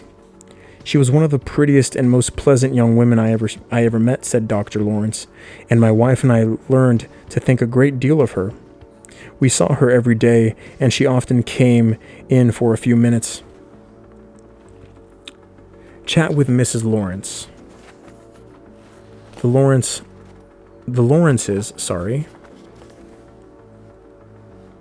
I can tell there's action around me. The Lawrences often saw Emmeline in Holmes's company. It was not long, Dr. Lawrence said, before I became aware that the relationship between Miss Sagrand and Mr. Holmes were not strictly those of an employee and employer, but we felt that she was to be more pitied than blamed. Okay, so this dude was preying on her, and they could kind of tell. Emmeline was infatuated with Holmes.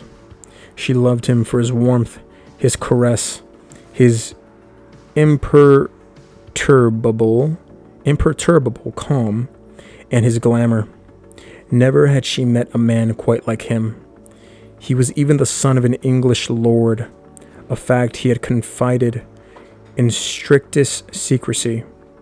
She was to tell no one, which dampened the fun quite a bit, but added to the mystery. She did reveal the secret to friends, of course, but only after first securing their oath that they absolutely would tell no one else. To Emmeline, Holmes's claim of lordly heritage had a credibility. An English heritage would explain his extraordinary charm and smooth manner, so unusual and brutish. Clangorous Chicago. Clangorous? Clangoros. I never seen that word before. Emmeline was a warm and outgoing woman. She wrote often to her family in Lafayette, Indiana, and to the friends she had made in Dwight. She acquired friends easily. She still dined at regular intervals with the women who ran the first boarding house in which she had stayed after her arrival in Chicago, and considered the woman an intimate friend. Yeah. In Chicago, 2 of her second cousins, Dr. and Mrs. B.J. Sagrand, paid her a visit. Dr. Sagrand, a dentist with an office at North and Milwaukee Avenues on Chicago's north side, had contacted Emmeline because he was working on a history of the Sagrand family, and they had not previously met. I was charmed by her pleasing manner and keen wit, Dr. Sagrand said. She was a splendid woman, physically, being tall, well-formed, and with a wealth of flaxen hair. Dr. Sagrand and his wife did not encounter Holmes on this visit, and in fact never did meet him face to face, but they heard glowing stories from Emmeline about his charm, generosity, and business prowess. Emmeline took her cousins on a tour of Holmes's building and told them of his efforts to transform it into a hotel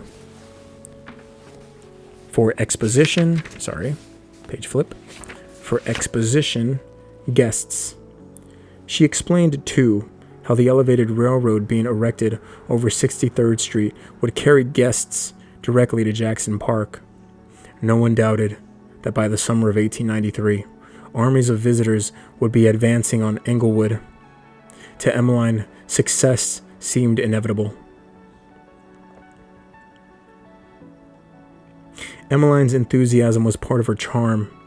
She was headlong in love with her young physician, and thus in love with all that he did, but Dr. Sagrand did not share her glowing assessment of the building and its prospects. To him, the building was gloomy and imposing, out of spirit with its surrounding structures. Every other building of substance in Englewood seemed to be charged with the energy of anticipation, not just of the World's Fair, but of a grand future expanding far beyond the fair's end. Within just a couple of blocks of 63rd rose huge, elaborate houses of many colors and textures, and down the street stood the Timmerman Opera House and the adjacent New Julian Hotel, whose owners had spent heavily on fine materials and expert craftsmen. Oh no. Okay, that happened.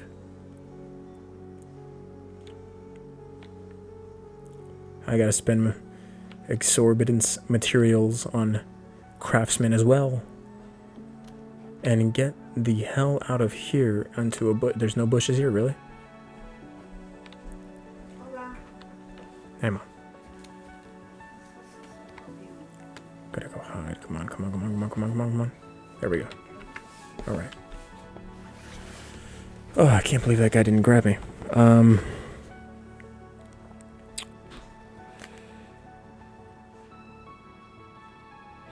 In contrast, Holmes's building was dead space, like the corner of a room where the gaslight could not reach.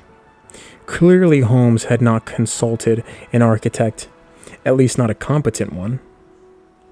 The building's corridors were dark and poked with too many doors. The lumber was low grade, the carpentry slipshod, passengers veered at odd angles. Alright, so this was just an out-of-date building. Who's here? Can we get him? Can we get him? Can we get him? I'm kind of bored. Can we do it? Can I do it to him? Where's he at? Where'd he go? He's gone. Don't worry. Next time, I'm gonna get him. So this was just like a murderer's building, and people felt it, right? People felt it. It wasn't welcoming, so to speak. Still, Emmeline seemed entranced. Dr. Sagrand would have been a cold man indeed to have dashed that sweet, naive adoration. Later, no doubt, he wished he had been more candid and had listened more closely to the whisper in his head about the wrongness of that building and the discontinuity between its true appearance and Emmeline's perception of it. But again, Emmeline was in love. It was not his place to wound her. She was young and enraptured, her joy infectious, especially to Dr. Sagrand, the dentist, who saw so little joy from day to day as he reduced grown men of proven courage to tears. Soon after the Sagrands' visit, Holmes asked Emmeline to marry him, and she accepted. He promised her a honeymoon in Europe, during which, of course, they would pay a visit to his father, the Lord. I don't like how this is ending. So we're going to finish it up there. I think that's been enough reading for now, at least on tape. I'll read more of other stuff in private. But the next subchapter is Dedication Day. So this book is getting juicy, right? I mean, this dude is nuts. He's luring in his victims, killing them. I mean, the marriage proposal to Julia, but because she was pregnant, dead, right? Boom, nothing. And then Julia's daughter. And this is unbelievable. I mean, this is a big perk of social media and people just being a little more active, right? Things are just, people are more aware of what's going on in other people's lives, as it should be. I would prefer it to be a little more on the physical level. Hey, how you doing? Let's have dinner. Let's have a chat. Come over. How's the family kind of stuff? But, staying in touch is staying in touch. And the fact that nobody has caught on to this guy is, hindsight is 20/20. So maybe he would have charmed the heck out of everybody. Who knows? Who actually knows? Oh no. Oh no. Oh no.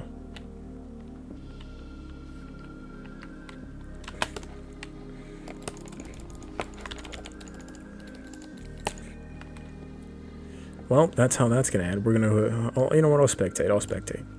Just because I want to finish my thoughts here about the book.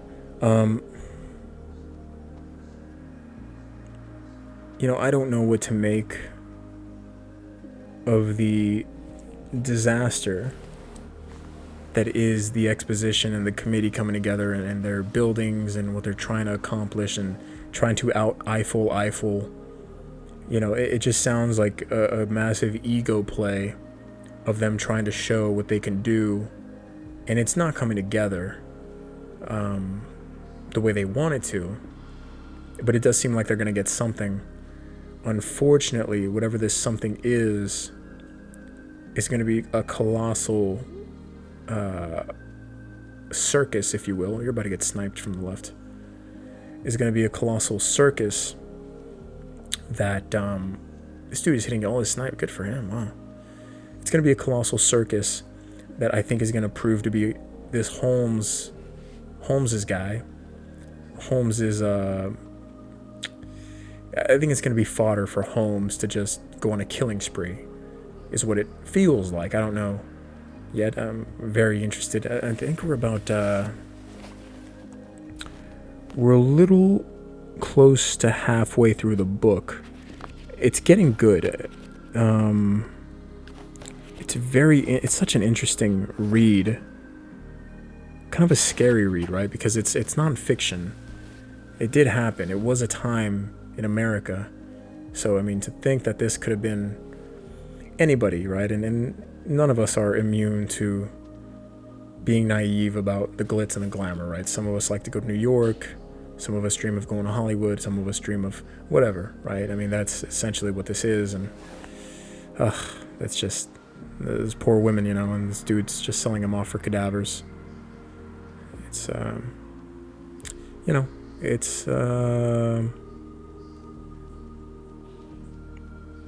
it's scary that could have been real, All right, hopping on with X Beast X mode, X24. This is Marshawn Lynch. This is who this is. This is the real Marshawn Lynch playing Fortnite. This is what he's doing now. This is what he's been up to since retirement. Can anybody really blame him? No, not really. Oh, dude, hit your snipes, nice. Oh, this dude's nasty.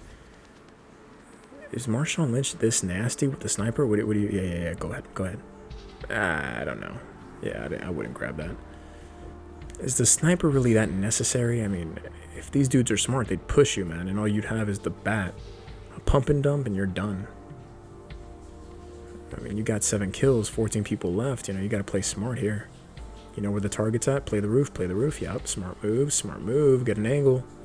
To your left. Go ahead. No. Yeah. Oh, that was a bot. That was a bot if I ever seen one. Go ahead. No. Stop with the sniper.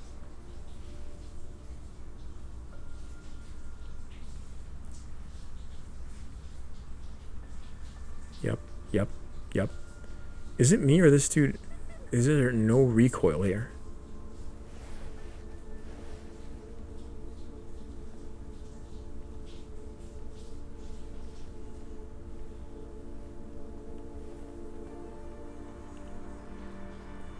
Get some ammo. Get rid of the sniper if you can, please. I beg of you. I beggeth of you. Jumping on board here with a Dodge Challenger.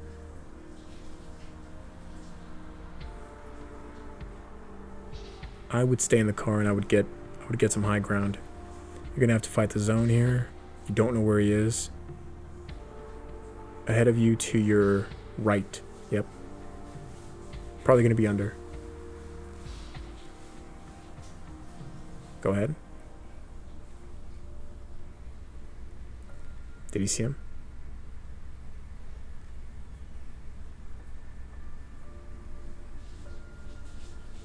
I'm saying he's gonna be under.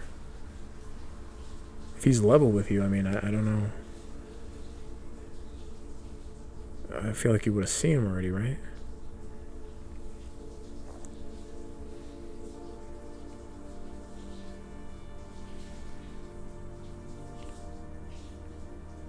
Oh no. Oh, this is a bot. Don't worry about it. This is a bot. This dude would have shot through the windows if he could. Oh, yeah, don't get third party. Get out of there. 2v1? Really? The ego? Oh, no. Okay, well, there goes your car. Now you gotta worry about dude on your left who tried a third party. Yeah, now you gotta worry about this guy. Marshawn Lynch, not the smartest player right here. I don't know if I would use this. I don't know if I would use this. I think you need to fight this. I think you need to fight this, and if this dude's shooting you third partying, knowing that this isn't great positioning, I'm assuming he's not the best player in the world. Just my 2 cents. Yes, the mountains are pretty. We get it. We get it. All right, let's see how this ends.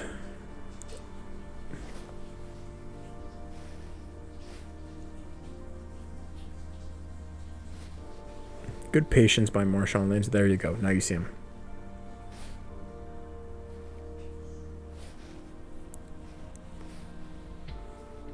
Probably gonna hang out at that gas place, right? Get some gas, get his cars all healed up. Yeah, see, your big mistake was losing that car. You know that dude's a bot. You should not have even... Oh, they gotta come to you. Oh, this... I don't know if this is great for you. I really don't. I don't know if you want to move from your spot. Yeah. I don't know if you want to move from your spot, because if you're exposed, you know, you're exposed to 2 cars, obviously more players. Go ahead. Go ahead. 3, 2. Oh. No. You're exposing yourself to multiple people. Oh, that's nasty.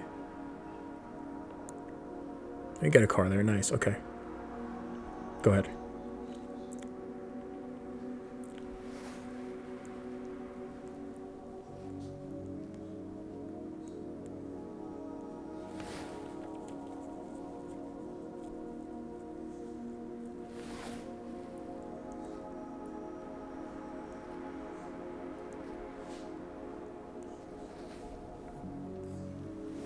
Oh my goodness. The movement is beautiful.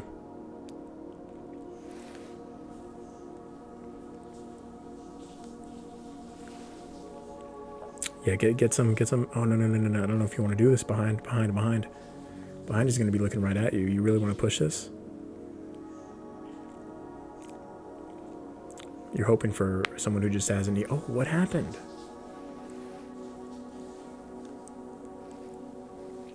Alright, well, this person got killed, I guess. This dude picked up the most wanted or whatever. So let's see how he uses it. Sniper still in force, but got rid of the bat. AR, I don't... Yeah, you know, I don't... I think the sniper is not necessary, man. I know you're good. You got 9 kills. You're goated. I get it. This is endgame. What are you gonna snipe? Something 20 meters away? Yeah, you gotta have a little more moderation with your range here, you know? You just came from there. No one's there.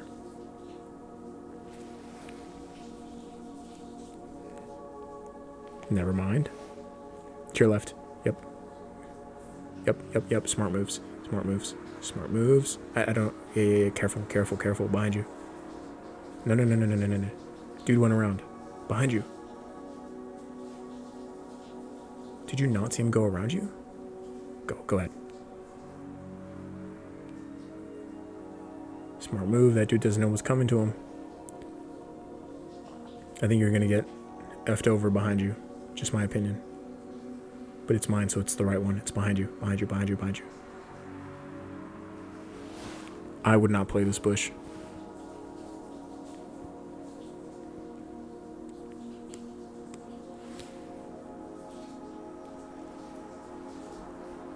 I would shoot dude who's near the llama up top.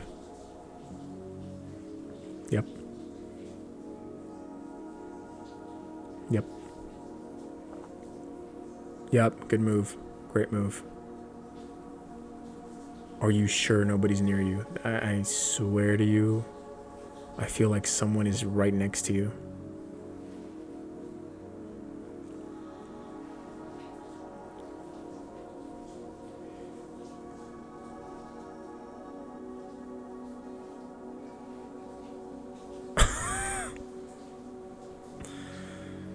Oh, that's so unfortunate. That is incredibly unfortunate. I don't even know how that happened.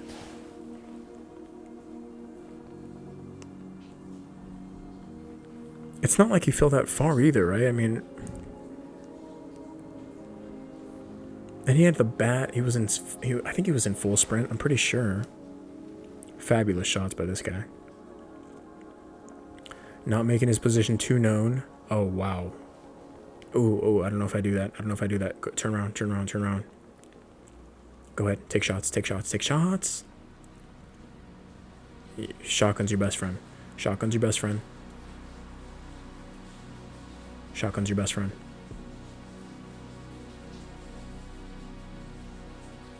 Wow. Go ahead, girl. Do it to him. You're gonna get shot from underneath. I just hope you know. Don't let them see you. They'll get shot from underneath. You can chuggu all you want.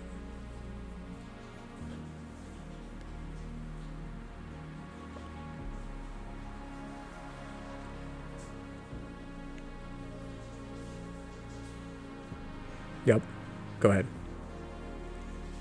Take shots. Shotgun.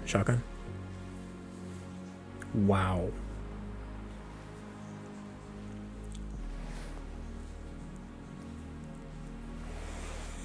You know what? I respect that so much. This dude was running 2 ARs. Probably wasn't even scoped in and used his AR as a shotgun because he knew the sheer number of shots he had to take in that moment because everything was too close. The fight was too close. She was shooting a shotgun that shoots 1 shot per 3 seconds, and this dude was shooting an AR. Fantastic play, and we'll end it there. Thanks for watching.